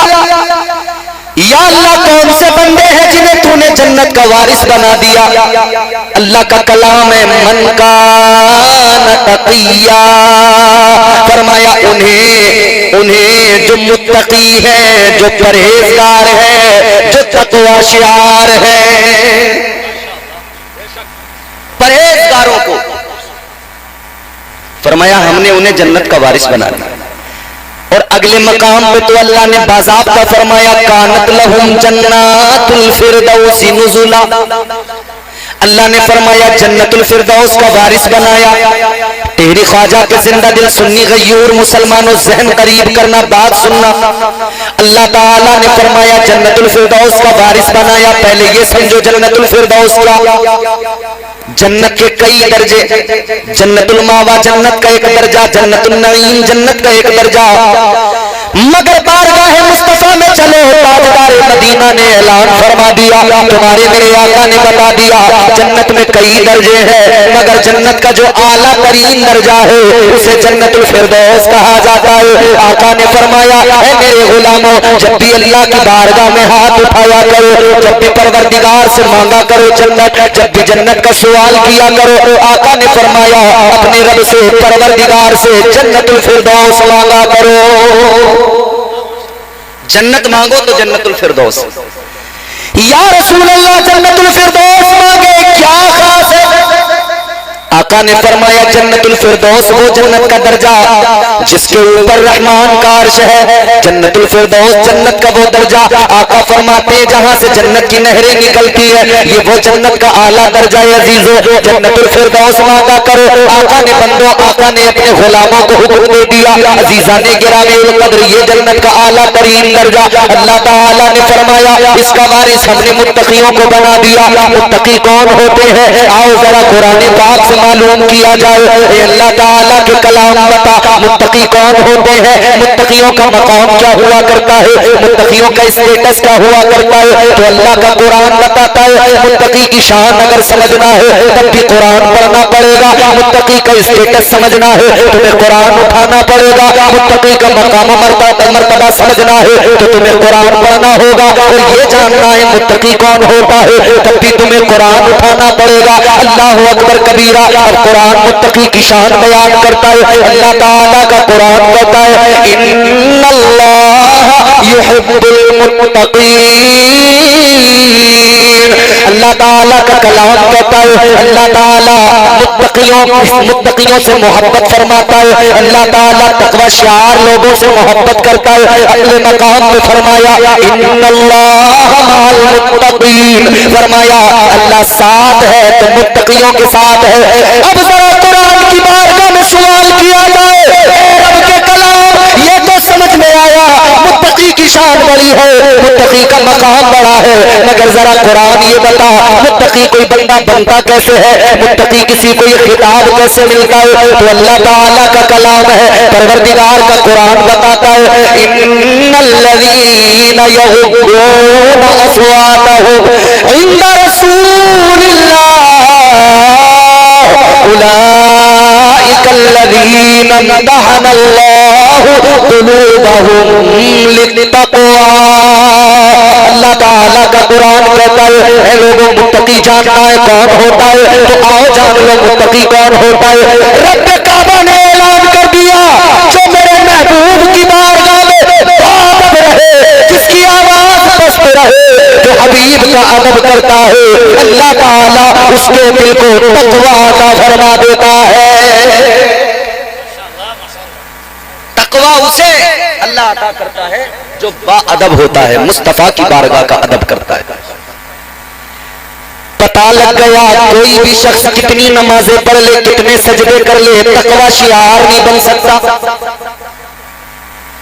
सिर्फ नमाजों की बुनियाद पर कोई मुत्तकी नहीं बन सकता जब तक कि दिल में मुस्तफा का अदब न हो, जब तक कि ताजदारे मदीना की मोहब्बत न हो, आका का अदब न हो। दिल में अदब अगर मुस्तफा का होगा तो वो मुत्तकी कहलाएगा। अब देखो जरा नबी के सहाबा मुत्तकी, अल्लाह अल्लाह कितना अदब किया। सिद्दीक अकबर, अल्लाह अकबर, तमाम इंसानों में, नबियों के बाद, पैगंबरों के बाद, रसूलों के बाद में अल्लाह ताला ने जिनको सबसे ज्यादा इज्जत अता फरमाई, हजरत अबू बकर सिद्दीक आशिक सादिक है मेरे आका से। ऐसी मोहब्बत, ऐसा प्यार, अल्लाह अकबर कबीरा, रहती दुनिया तक मिसालें दी जाएंगी। वो सिद्दीक अकबर, मगर शान इतनी बुलंद वाला अल्लाह ने अता इसलिए कि मुस्तफा के बाअदब, मुस्तफा की बारगाह का अदब करते थे। ताजदारे मदीना की बारगाह में बाअदब रहते थे। मुस्तफा का अदब किया तो अल्लाह ताला ने इज्जतों से नवाज दिया। मुस्तफा का अदब किया, अल्लाह ने मुत्तकी बना दिया। हजरत उमर फारूक आजम, अल्लाह अल्लाह, मुस्तफा का अदब किया, अल्लाह ने मुत्तकी बना दिया। हजरत उस्मान गनी, मुस्तफा का अदब किया, अल्लाह ने मुत्तकी बना दिया। हजरत मौला अली, मुस्तफा का अदब किया, अल्लाह ने मुत्तकी बना दिया। हजरत तलहा और जुबैर, मुस्तफा का अदब किया, अल्लाह ने मुत्तकी बना दिया। हजरत बिलाल हबशी, मुस्तफा का अदब किया, अल्लाह ने मुत्तकी बना दिया। हजरत इमाम हुसैन, मुस्तफा का अदब किया, अल्लाह ने मुत्तकी बना दिया। हजरत इमाम जाफर सादिक, मुस्तफा का अदब किया, अल्लाह ने मुत्तकी बना दिया। बगदाद की सरजमीन पर पीर आने पीर, रोशन जमीर, सरकार गौसे आजम, मुस्तफा का अदब किया, अल्लाह ने मुत्तकी बना दिया। हिंदुस्तान में हिंदुस्तान के राजा, हम सब के ख्वाजा, सरकार गरीब नवाज हजरत ख्वाजा मोइनुद्दीन हसन चिश्ती संजरी अजमेरी, अल्लाह अल्लाह, मुस्तफा का अदब किया, अल्लाह ने मुत्तकी बना दिया। पता लगा मुत्तकी वो होता है जो मुस्तफा का अदब किया करता है।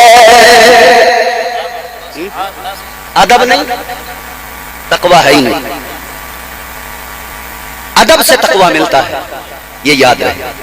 और जिन्हें तकवा मिल गया, जो मुत्तकियों के जुमरे में आ गए, फिर कुरान कहता है अल्लाह मोहब्बत भी उनसे करता है, अल्लाह साथ भी उन्हीं के है। इन्नल्लाह माअल मुत्तकीन, अल्लाह उन्हीं के साथ है। ऐ लोगों, ये वही जमात है जिन्हें तकवा हासिल हुआ मुस्तफा के अदब की बुनियाद पर, एहतराम मुस्तफा, अदब मुस्तफा की बुनियाद पर जिन्हें तकवा हासिल हुआ, उसी जमात को आज हम औलिया की जमात कहा करते हैं। क्योंकि नबी आखिरुज़्ज़मा सल्लल्लाहु ताला अलैहि वसल्लम हमारे आका, आखिरी नबी, आखिरी रसूल, नबुव्वत चाहता है, घरों में बंद करना चाहते हैं। अल्लाह की बंदी, किसी मौलवी की क्या औकात है कि तुझे बुर्के में लपेट दे, किसी मौलवी की क्या औकात है कि तुझे घर के कमरे में बंद कर दे। नहीं नहीं, तुझे तो मुस्तफा की शरीयत ने ये इज्जत अता की है कि तू इज्जत के साथ अपने घर के अंदर रह। तेरी जरूरत की चीजें तेरे घर के मर्द ला कर देंगे। जब तेरा निकाह हो जाएगा, तेरा खादिम तेरी जरूरत की चीजें ला कर देगा। जब तक तेरा निकाह नहीं हुआ है, तू जरूरत से कहीं जाएगी, तेरा बाप तेरे आगे आगे जाएगा, तेरा भाई तेरे आगे आगे जाएगा। जब तेरा निकाह हो गया तो फिर तेरा शोहर तेरे आगे आगे जाएगा। अब दुनिया ने कहा, इस्लाम ने औरत को पीछे कर दिया, मर्द को आगे कर दिया। जब वो बेटी हो तो बाप आगे है, जब वो बहन हो तो भाई आगे है, जब वो बीवी हो तो शोहर आगे है।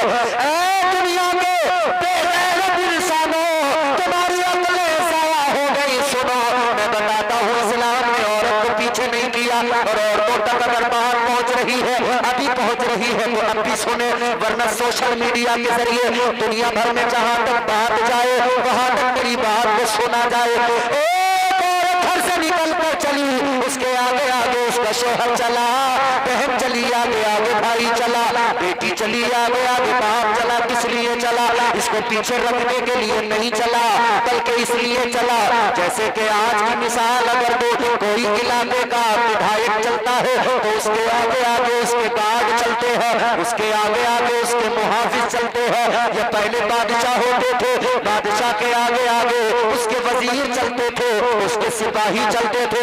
इसका मतलब ये था, ये आगे चलने वाला बता के जाता था, ऐ लोगों, ये पीछे जो बादशाह आ रहा है, खबरदार गलत इरादा न रखना, आगे मैं मुहाफिज इसी तरह से बेटी पीछे है, बाप आगे है। बाप दुनिया को बताता जा रहा है, ऐ दुनिया वालों, मेरी बेटी पे गंदी नजरें न डालना, याद रखना ये बेटी मेरी पीछे है, मगर इसका मुहाफिज बनकर इसका बाप इसके आगे आगे चल रहा हो, मैं इसकी इज्जत का मुहाफिज बन के चल रहा हूँ। भाई कहता है मैं बहन की इज्जत का मुहाफिज बन के चल रहा हूँ। शोहर कहता है ऐ मेरी बीवी, तू मेरी इज्जत है, तू पीछे इसलिए नहीं कि मैंने तुझे बनकर समझा है, बल्कि पीछे इसलिए कि तू आला है, मैं तेरी हिफाजत में तेरे आगे आगे तेरा मुहाफिज बन के चल रहा हूँ। अरे तकबीर, अरे रिसालत, बस रखे आला हजरत, अरे तकबीर, अरे रिसालत, मुफ्ती इम्तियाज साहब किबला, नारे तकबीर। तो बाप मुहाफिज बन के आगे चलता है, भाई मुहाफिज बन के आगे चलता है, बेटा मुहाफिज बन के आगे चलता है। इससे औरत की इज्जत कम नहीं होती बल्कि बढ़ जाती है। दुनिया को पता लग जाता है कि ये जो जा रही है ना शहजादी, खबरदार इस पे गलत नजर न डाल लेना, वरना ये इसका मुहाफिज है ना, ये खैर नहीं छोड़ेगा नहीं किसी हाल में। इसीलिए मेरी बहनों, मेरी माँ, इस बात को जहन नशीन कर लो, बेपर्दगी को खत्म करना जरूरी है। और मेरे भाइयों, मेरे बुजुर्गों, वो लोग जिनकी शादियां हो गई हैं, अपनी बीवियों को पर्दे में रखना उनके लिए जरूरी है। वो भाई जिनकी बहनें जवान हैं, वो अपनी बहनों से कहें बहन तू मेरी बहन है, मेरी इज्जत है, तुझे पर्दे में रहना जरूरी है।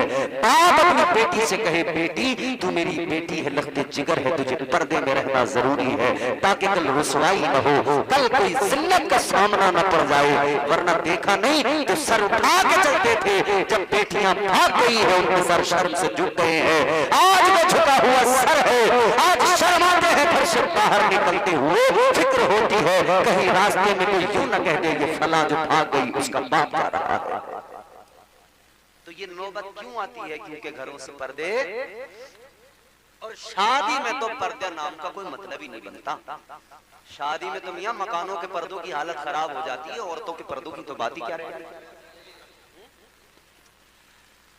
अल्लाह रहम फरमाए अज़ीज़ाने गिरामी उल कद्र, मगर मेरी माएं बहनें इस पैगाम को दिलों की तख्ती पर लिख ले, और भाई अपनी बहनों को जाकर बताए, बाप अपनी बेटियों को जाकर बताए, शोहर अपनी बीवियों को जाकर बताए कि पर्दा कितना जरूरी है। ये जो शादियों में नंगा नाच होता है, ये जो शादियों में बेहयाई होती है, अल्लाह रहम फरमाए सुनो, मैं बार बार अर्ज करता हूँ, बार बार बताता हूँ, ये बेहयाई, ये बेपर्दगी किस दर्जा बर्बाद कर दिया करती है, ये किस दर्जा खसारे में डाल देती है। अल्लाहु अकबर कबीरा। सुनो बारगाह मुस्तफा में चलो, ताजदारे मदीना वाली कायनात, तुम्हारे मेरे आका इमामुल अंबिया मेरे मुस्तफा करीम ने फरमाया, जब मैं मेराज की रात मेराज के लिए गया, मैंने उस रात में जहां अल्लाह का दीदार किया, वहीं मैंने और भी चीजों को मुलाहिजा किया। आका ने फरमाया मैंने जन्नत को भी देखा, मैंने जन्नत की बहारों को भी देखा। मुस्तफा ने फरमाया मैंने दोज़ख को भी देखा, दोज़ख के खतरनाक शोलों को भी देखा। मेरे मुस्तफा करीम ने फरमाया एक मकाम से मेरा गुजर हुआ, मैंने देखा कुछ औरतें हैं, उनको उल्टा लटकाया गया है और नीचे से आग जलाई गई है, उनके सरों को आग के जरिए उनके दिमागों को खौला कर पकाया जा रहा है। नीचे से आग जल रही है, ऊपर उनको दिमाग खौलाए जा रहे हैं। अल्लाह अकबर कबीरा। बारगाह मुस्तफा में जिब्रील अमीन भी है। मेरे मुस्तफा ने फरमाया ऐ सय्यदुल मलाइका, जरा ये बताओ ये कौन औरतें हैं कि उन्हें ये दर्दनाक अज़ाब दिया जा रहा है। बुलबुल सिदरा ने अर्ज किया या रसूल अल्लाह, ऐ ताजदारे मदीना, ये आपकी उम्मत की वो औरतें हैं जिनके सरों पे कभी दुपट्टे नहीं पहनते थे। आका ये वो औरतें हैं जो सरों पे दुपट्टे नहीं रखती थी, बेपर्दा रहती थी, इसलिए आज इन्हें ये अज़ाब दिया जा रहा है। अल्लाह समझ रहे हैं कितना सख्त अज़ाब है। और औरतों के अंदर दो चीजें अगर खत्म हो जाएं तो बहुत बुरा हुआ। आपको मेरी बात समझ आ रही है? थोड़ा सर ही हिला के चलो। माशाअल्लाह। दो चीजें बड़ी खतरनाक, एक सर पे दुपट्टा, दूसरा ये ज़बान। ये दो चीजें अगर औरत ने अपने बस में कर ली ना, कि सर पे दुपट्टा रख ले, पर्दे की पाबंद हो जाए, और दूसरा अपनी जबान पर काबू कर ले, इसकी जिंदगी बदल जाएगी, इनकलाब आ जाएगा जिंदगी। ताजदारे मदीना ने आगे बढ़कर देखा, आग की कैंचियां दोज़ख के फरिश्तों के हाथों में, और उनकी ज़बानों को आग की कैंचियों से काटा जा रहा, मुसलसल ये अज़ाब दिया जा रहा। फरमाया मेरे मदनी करीम आका ने, बुलबुले सिदरा ये कौन औरतें हैं, ये अज़ाब इसलिए। ताई सिदरा बुलबुले सिदरा अर्ज़ करने लगे, या रसूल अल्लाह, ए ताजदारे मदीना, ये वो औरतें हैं, ये वो ख़वातीन हैं जिनकी ज़बानें बहुत तेज चलती थी, जो अपनी ज़बानों पर काबू नहीं रखती थी, जिनकी ज़बानों पर हमेशा गंदी बातें होती थी, जिनकी ज़बानों पर बदतमीजी और बदतमीजी वाले कलिमात होते थे, जिनकी ज़बानों पर गालियां होती थी, जो अपने शोहरों को बदकलामी से पेश आती थी, अपने माँ बाप के साथ या सास ससुर के साथ बदकलामी से पेश आती थी, या अपने पड़ोसियों को ज़बान से सताती थी। अल्लाहु अकबर कबीरा। आका कायनात ने देखा वो ज़बान दराज औरतें, उनकी ज़बानों को आग की कैंचियों से काटा जा रहा है। कितना दर्दनाक अज़ाब है ना।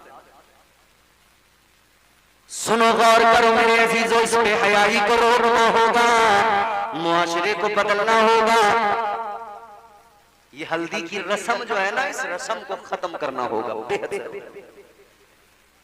बेहयाई इस हल्दी की रस्म के जरिए बहुत ज्यादा आम हो रही है। अगर लड़के को हल्दी लगाना भी है कि चेहरे पे जरा चमक आ जाए, निखार आ जाए, तो इस्लाम इजाजत तो देता है, मगर उसको रस्म बनाकर नहीं, अकेला अपने हाथ से अपने चेहरे वगैरह पे जहां मुनासिब समझे उसको लगाना लगा ले। मगर ये औरतों का मेला और ये बदतमीजी, ये भाभियों का हल्दी मलना और 500 के नोट बनाना, ये सब बड़ी बढ़िया इनकम है। यूं लगाया ना जरा सा हल्दी चंदन वाला, वो मिला हुआ सब 500 रुपए 1000 रुपए यूं सीधे हो जाते हैं, समझ रहे? ताजदारे मदीना वाली कायनात मुस्तफा करीम के गुलामों, मुस्तफा करीम की शादी देखो, क्या उस शादी के अंदर कोई ऐसी रस्म हुई? सहाबा की शादियां देखो, क्या उन शादियों के अंदर ऐसी रस्में हुई? हमारे अकाबिर, हमारे बुजुर्ग, हमारे असलाफ की शादियां देखो, क्या उन शादियों में ये सब था? बिल्कुल नहीं था। उनका तो सादा बिल्कुल सिंपल हिसाब था। निकाह असल चीज है, निकाह पर सारा जोर था। यहाँ निकाह पर कोई जोर नहीं, बाकी चीजों पर सारा जोर है। निकाह जब होता है 4-5 बुढ़े, 1-2 जवान, एक मौलाना साहब, एक वकील, 2 गवाह, इतनी लोग होते हैं बस निकाह में हमारे इन इलाकों में। अलबत्ता हमने महाराष्ट्र में, कर्नाटक में और दीगर मकामात पर देखा है कि वहां निकाह में बड़ी तादाद में लोग जमा होते, बैठते हैं, और बैठना चाहिए यकीनन। शादी में है क्या बोले, एक निकाह ही तो है। निकाह ना हो तो क्या शादी, कौन सी शादी, क्या है भाई? कुछ भी। एक निकाह के लिए तो है ना सब कुछ, और उसमें कोई शरीक नहीं हुआ। किसी का इंतकाल हो जाए, कोई दुनिया से चला जाए, आप और हम क्या सोच के जाते हैं कि मैयत का मुंह देख ले, जनाजा मिल जाए। जनाजे में नहीं पहुंचा, बाद में पहुंचा तो सोचा तो आना ना आना बराबर। मैयत में तो पूरा ख्याल है कि जनाजा मिल जाए, और निकाह में ख्याल नहीं है कि निकाह मिल जाए। अपनी अपनी बुलेट ले लेके निकलते हैं, खाया पिया, सिगरेटें फूंकी, इधर उधर खड़े हुए, कोल्ड ड्रिंकें पी तबीयत से, और फिर बोले अब हम जा रहे हैं, होता रहेगा निकाह। अब निकाह वाला जाने और बाकी लोग जाने, गवाह वकील जाने।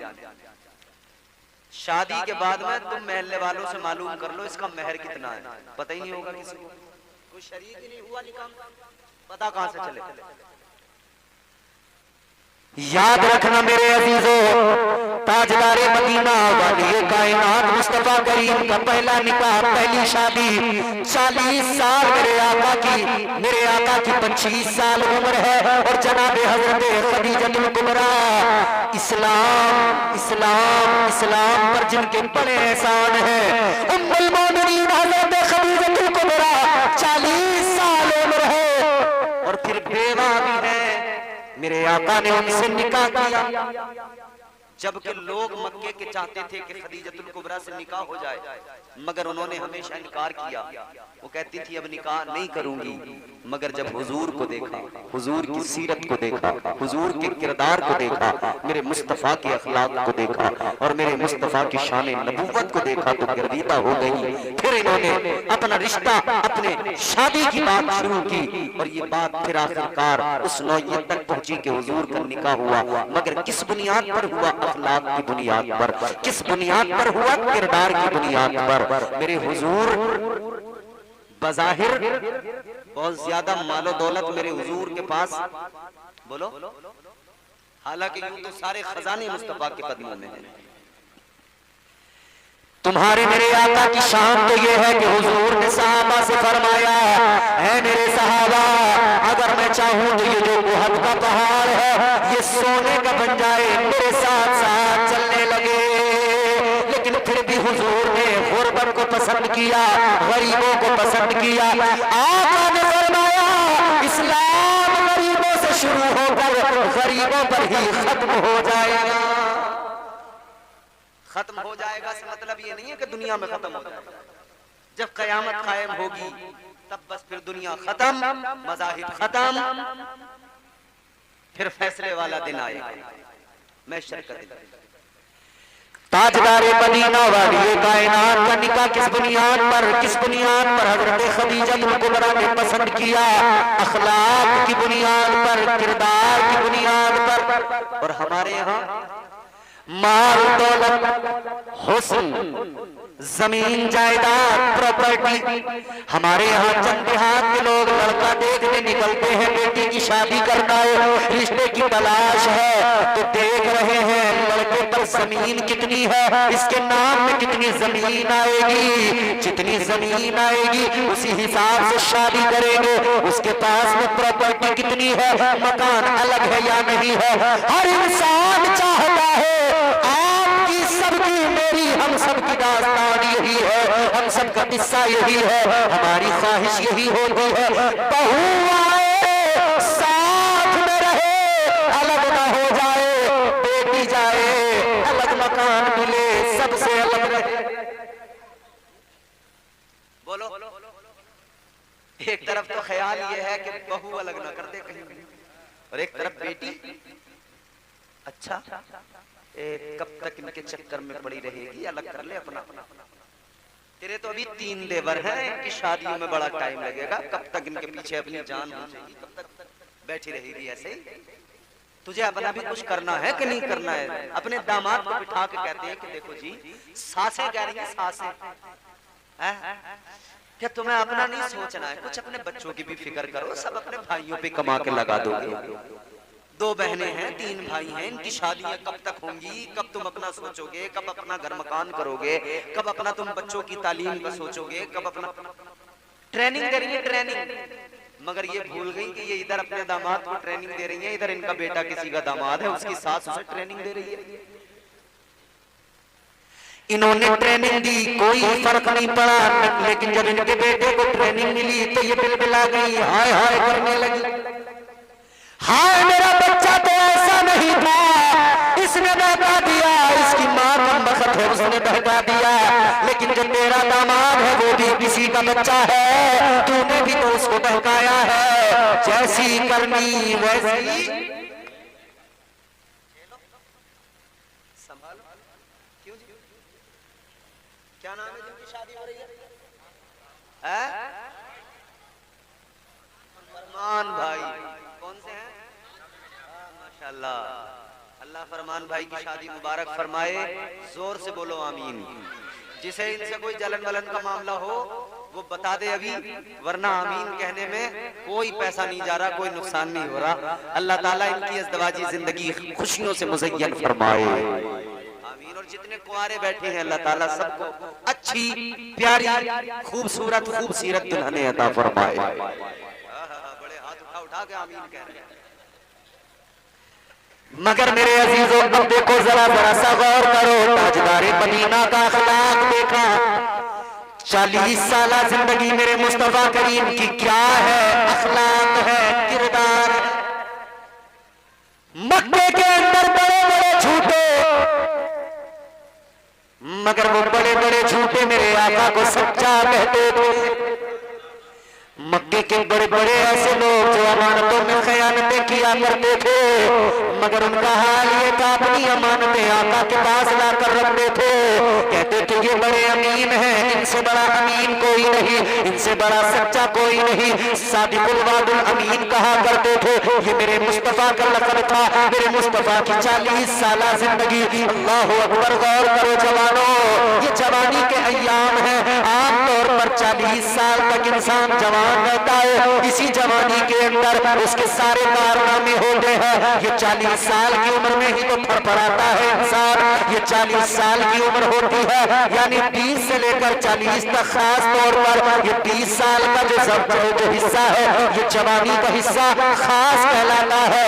और इसमें इंसान बड़ा उछलता है, कभी रीछ बन जाता है, कभी बंदर बन जाता है, कभी इधर छलांग लगाता है, तो कभी फिर रीछ बनकर अपनी बहनों को तकने लग जाता है, उन्हीं की ताक झांक में लगा रहता है। खुदारा ऐसा न करना, सीरत मुस्तफा को देख लेना। मेरे मुस्तफा करीम की सीरत क्या है, अल्लाहु अकबर कबीरा। ऐन जवानी है आका की। मुस्तफा ने मक्के के अंदर ऐन जवानी के आलम में अपने साथ में और जवानों को इकट्ठा किया, और जवानों को जमा किया। फिर आका ने एक तंजीम बनाई है, आका ने एक कमेटी बनाई है। उस कमेटी का काम क्या था? उस कमेटी का काम ये था, मक्के के निजाम को बदलना है। मक्के में कोई कानून नहीं है, एक कानून चलता था, जिसकी लाठी उसकी भैंस। एक कानून था, अमीर मालदार गरीबों पर जुल्म किया करते थे। आका ने कमेटी बनाई कि गरीबों पर जुल्म होने नहीं दिया जाएगा।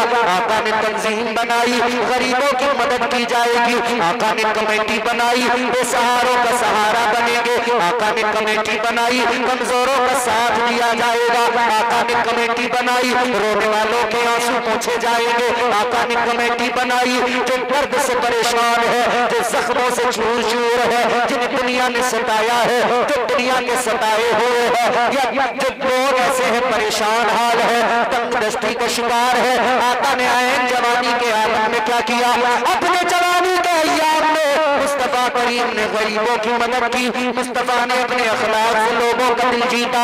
आका ने ऐन जवानी के अंदर मुस्तफा करीम ने अपना किरदार दुनिया के सामने रखा। गुफ्तार ऐसी प्यारी, गुफ्तार ऐसी निराली, गुफ्तार ऐसी शान वाली, जो मुस्तफा की बातें सुनता था वो आका का दीवाना हो जाता था। जो मुस्तफा का कलाम सुनता था, और क्यों दीवाना न हो जाए, जिस ज़बान पर कलामे खुदा का नुज़ूल होता हो, रब का कलाम उतरता हो, उस ज़बान की फसाहत व बलागत क्या होगी। फसाहत व बलागत लाजवाब, किरदार लाजवाब, गुफ्तार लाजवाब, मयार लाजवाब। बड़े वाकयात हैं, बड़ी रिवायत है। पहले हम छोटे छोटे थे, आप सब लोग बड़े वाकयात सुने होंगे कव्वालियों में झूम झूम कर। एक दौर था मियां, कव्वालियों में वाकयात ऐसे चलते थे। तस्लीम आरिफ का कई तो फसाने बयान कर दिए। कई लोग रोते थे सुन सुन के। जब कहता था ना, मार उसने लगाई हंटर से और बोला निकल मेरे घर से, लोग रो रहे हैं, बड़ा सता। मगर मेरे अजीजों में अर्ज ये करना चाहता हूँ, हुजूर की जिंदगी को भी हमने समझा कहाँ है, हुजूर की जिंदगी को भी हमने जाना कहाँ है, हुजूर की जिंदगी को भी हमने देखा कहाँ है। जब मक्के के अंदर गरीब लोग, कमजोर लोग परेशान थे, तो मुस्तफा जाने रहमत उनको सीने से लगा रहे थे। हजरत बिलाल हबशी से किसी ने मालूम किया था, ऐ बिलाल क्या वजह है कि तुमने कलमा पढ़ लिया, क्या वजह है कि तुम मुसलमान हो गए, क्या देखा तुमने इस्लाम में कि तुम मुसलमान हो गए, तुमने कलमा पढ़ लिया, इतना इतना सुना तो हजरत बिलाल हबशी ने बताया, आप फरमाने लगे, लोगों मुझे अपनी जिंदगी की एक रात याद है, उस रात ने मेरी जिंदगी को बदल दिया, उस एक रात ने मेरी जिंदगी के मामलात को बदल डाला। फरमाने लगे, एक रात मेरी जिंदगी की, मैं बीमार था, बुखार था, बुखार से जिस्म गर्म का झुलस रहा था, बुखार के आलम में मैं लेटा हुआ था बिस्तर पर, होशो हवास दुरुस्त नहीं थे।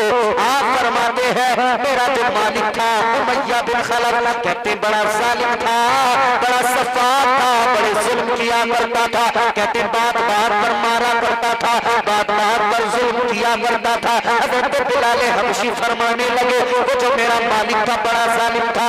फरमाते हैं रात में बीमार था, बुखार में झुलस रहा था कि मेरा मालिक रात में आया, उसने मेरा दरवाजा खटखटाया, मुझे सोता हुआ देखा तो गुस्से में बोला, कहने लगा बिलाल जल्दी उठ जा, तू मजे से सो रहा है। कहते हैं जो लेके आया, जो लाने के बाद में वो मेरे पास लाके रख के बोला, बिलाल ये जो है आज रात में तुझे सोना नहीं है, बल्कि सारी रात ये जो पीसने है, ये जो पीस कर देने हैं। सर्दियों का मौसम है और रात को जब अरब के रेगिस्तान में ठंडी हवाएं चलती है, वो रेत बिल्कुल ठंडी हो जाती है, फिर रेत से टकरा कर हवा के झोंके जो सर्द आते हैं, जिस्म पर जब आकर लगते हैं तो जिस्म पूरा ठंडा हो जाता है। उस सर्दी के आलम में हज़रत बिलाल हबशी कहते हैं मैं बुखार में झुलस रहा था, मेरा मालिक आकर कहने लगा, बिलाल जरा ये 24 में कई किलो जो लेके आया। हज़रत बिलाल कहते हैं होशो हवास दुरुस्त नहीं थे, बुखार इतना ज्यादा था मैं कुछ बोल न पाया, मेरा मालिक रख कर चला गया। कहते फिर मेरी आंख लग गई। बिलाल कहते रात में किसी वक्त में मेरा मालिक आया, उमय्या बिन खलफ आया, उसने दरवाजा खोल के देखा मैं सो रहा हूँ, जो वैसे ही रखे हुए है वो बड़ा खतरनाक हुआ, गुस्से में उसने मुझे उठाया और उठाकर गुस्से में बोला, बिलाल तूने मेरा हुक्म नहीं माना, मैंने तुझे कहा था जो पीसने हैं तूने नहीं पीसे। बिलाल कहने लगे बीमार हूँ, बुखार है। उसने कहा बुखार है ये जो भी है, बीमार है ये जो भी है, जो तो तुझे पीसने पड़ेंगे। कहने लगा बिलाल अब तक तो तुझे ये जो अंदर रहकर पीसने थे, लेकिन अब इस सर्दी की रात में तुझे घर के बाहर निकलना होगा, चक्की को बाहर रखना होगा, बाहर ठंडी हवाओं के झोंके लगेंगे, जिस्म से तुझे कुर्ता उतारना होगा, लिबास उतार कर फिर तू बाहर सर्दी के मौसम में टिपटता हुआ बाहर बैठकर जो पीसेगा, ये तेरी सजा है।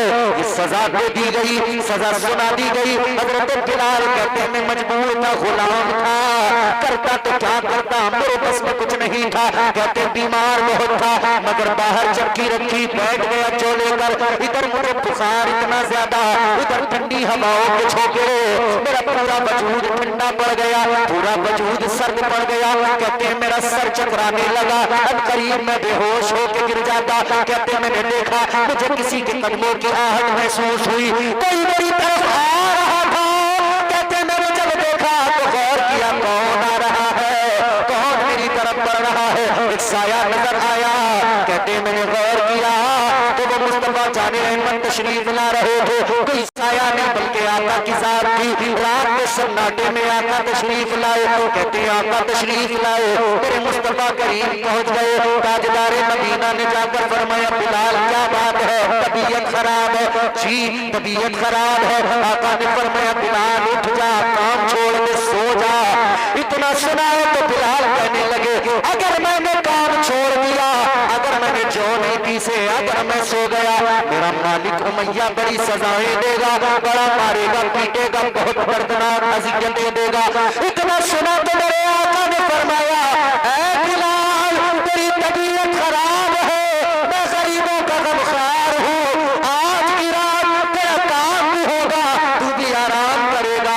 फरमाया बिलाल तू बिस्तर पे जाके सो जा, रब का महबूब तेरी चक्की को चलाएगा।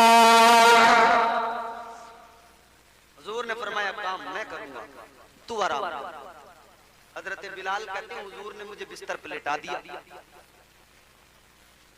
हुजूर ने मुझे बिस्तर पर लिटा दिया और चक्की चलाने बैठ गए।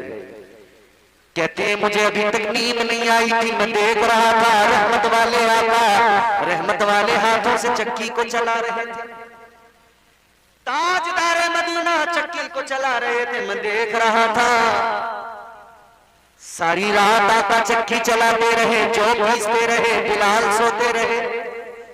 जब फजर का वक्त हुआ, जब शहर का वक्त हुआ, ताजदारे मदीना ने आका कायनात ने वो सारा काम मुकम्मल कर लिया। चौका आटा समेटा, बिलाल के हवाले किया, फरमाया कि बिलाल तेरा सारा काम हो गया है, अब तू आराम कर, तेरा कोई भी तुझ पर तेरा मालिक अजियत नहीं करेगा, तुझे सजा नहीं देगा, तुझे नहीं मारेगा। हजरत बिलाल हबशी रज़ियल्लाहु ताला अन्हु फरमाते हैं वो रात मेरी जिंदगी में ऐसी आई जिसने मेरी जिंदगी को बदल डाला, जिसने मेरे हालात को बदल डाला। जब मैंने आका का ये मुस्तफा का ये मकाम, ये शान करीमी देखी, मेरे दिल में आका का प्यार भर कर गया, मुस्तफा की मोहब्बत दिल में समा गई। कहते अभी रात आई, फिर ताजदारे मदीना आए, अपने हाथ में प्याला लेकर आए, उसके अंदर दूध भी लेकर आए, चंद खजूरें भी आका लेकर आए। हुजूर ने खजूरें बिलाल को दी, प्याला दूध का दिया, फरमाया बिलाल ने खजूरें खा, दूध की दवाई खा, तू सारी रात आराम करेगा, रहमत वाला नबी सारी रात काम करेगा। बिलाल हबशी का काम दूसरी रात भी आका ने किया। फिर फजर के वक्त आका तशरीफ ले गए, तीसरी रात आई, फिर मेरे मुस्तफा ने यही किया। इतना देखा, तीसरी रात जब आका जाने लगे तो बिलाल आका के कदमों को पकड़कर लिपट गए, कहने लगे या रसूल अल्लाह, ताजदारे मदीना, आपका किरदार बड़ा आला, आपकी गुफ्तार बड़ी आला, आपका मेयार बड़ा आला। ए ताजदारे मदीना, अब मुझे तन्हा छोड़कर न जाओ, मेरा दिल आपका दीवाना हो गया है, आका मैं आपका गुलाम हो गया हूँ। या रसूल अल्लाह, जिस्म भले ही उमैया का गुलाम रहेगा, लेकिन बिलाल का दिल तो आमिना के लाल का गुलाम हो गया है। हजरत बिलाल कहते हैं वो आका की शान करीमी थी जिसने मेरी जिंदगी को बदल डाला, जिसने मेरी जिंदगी में इनकलाब पैदा कर दिया, जिसने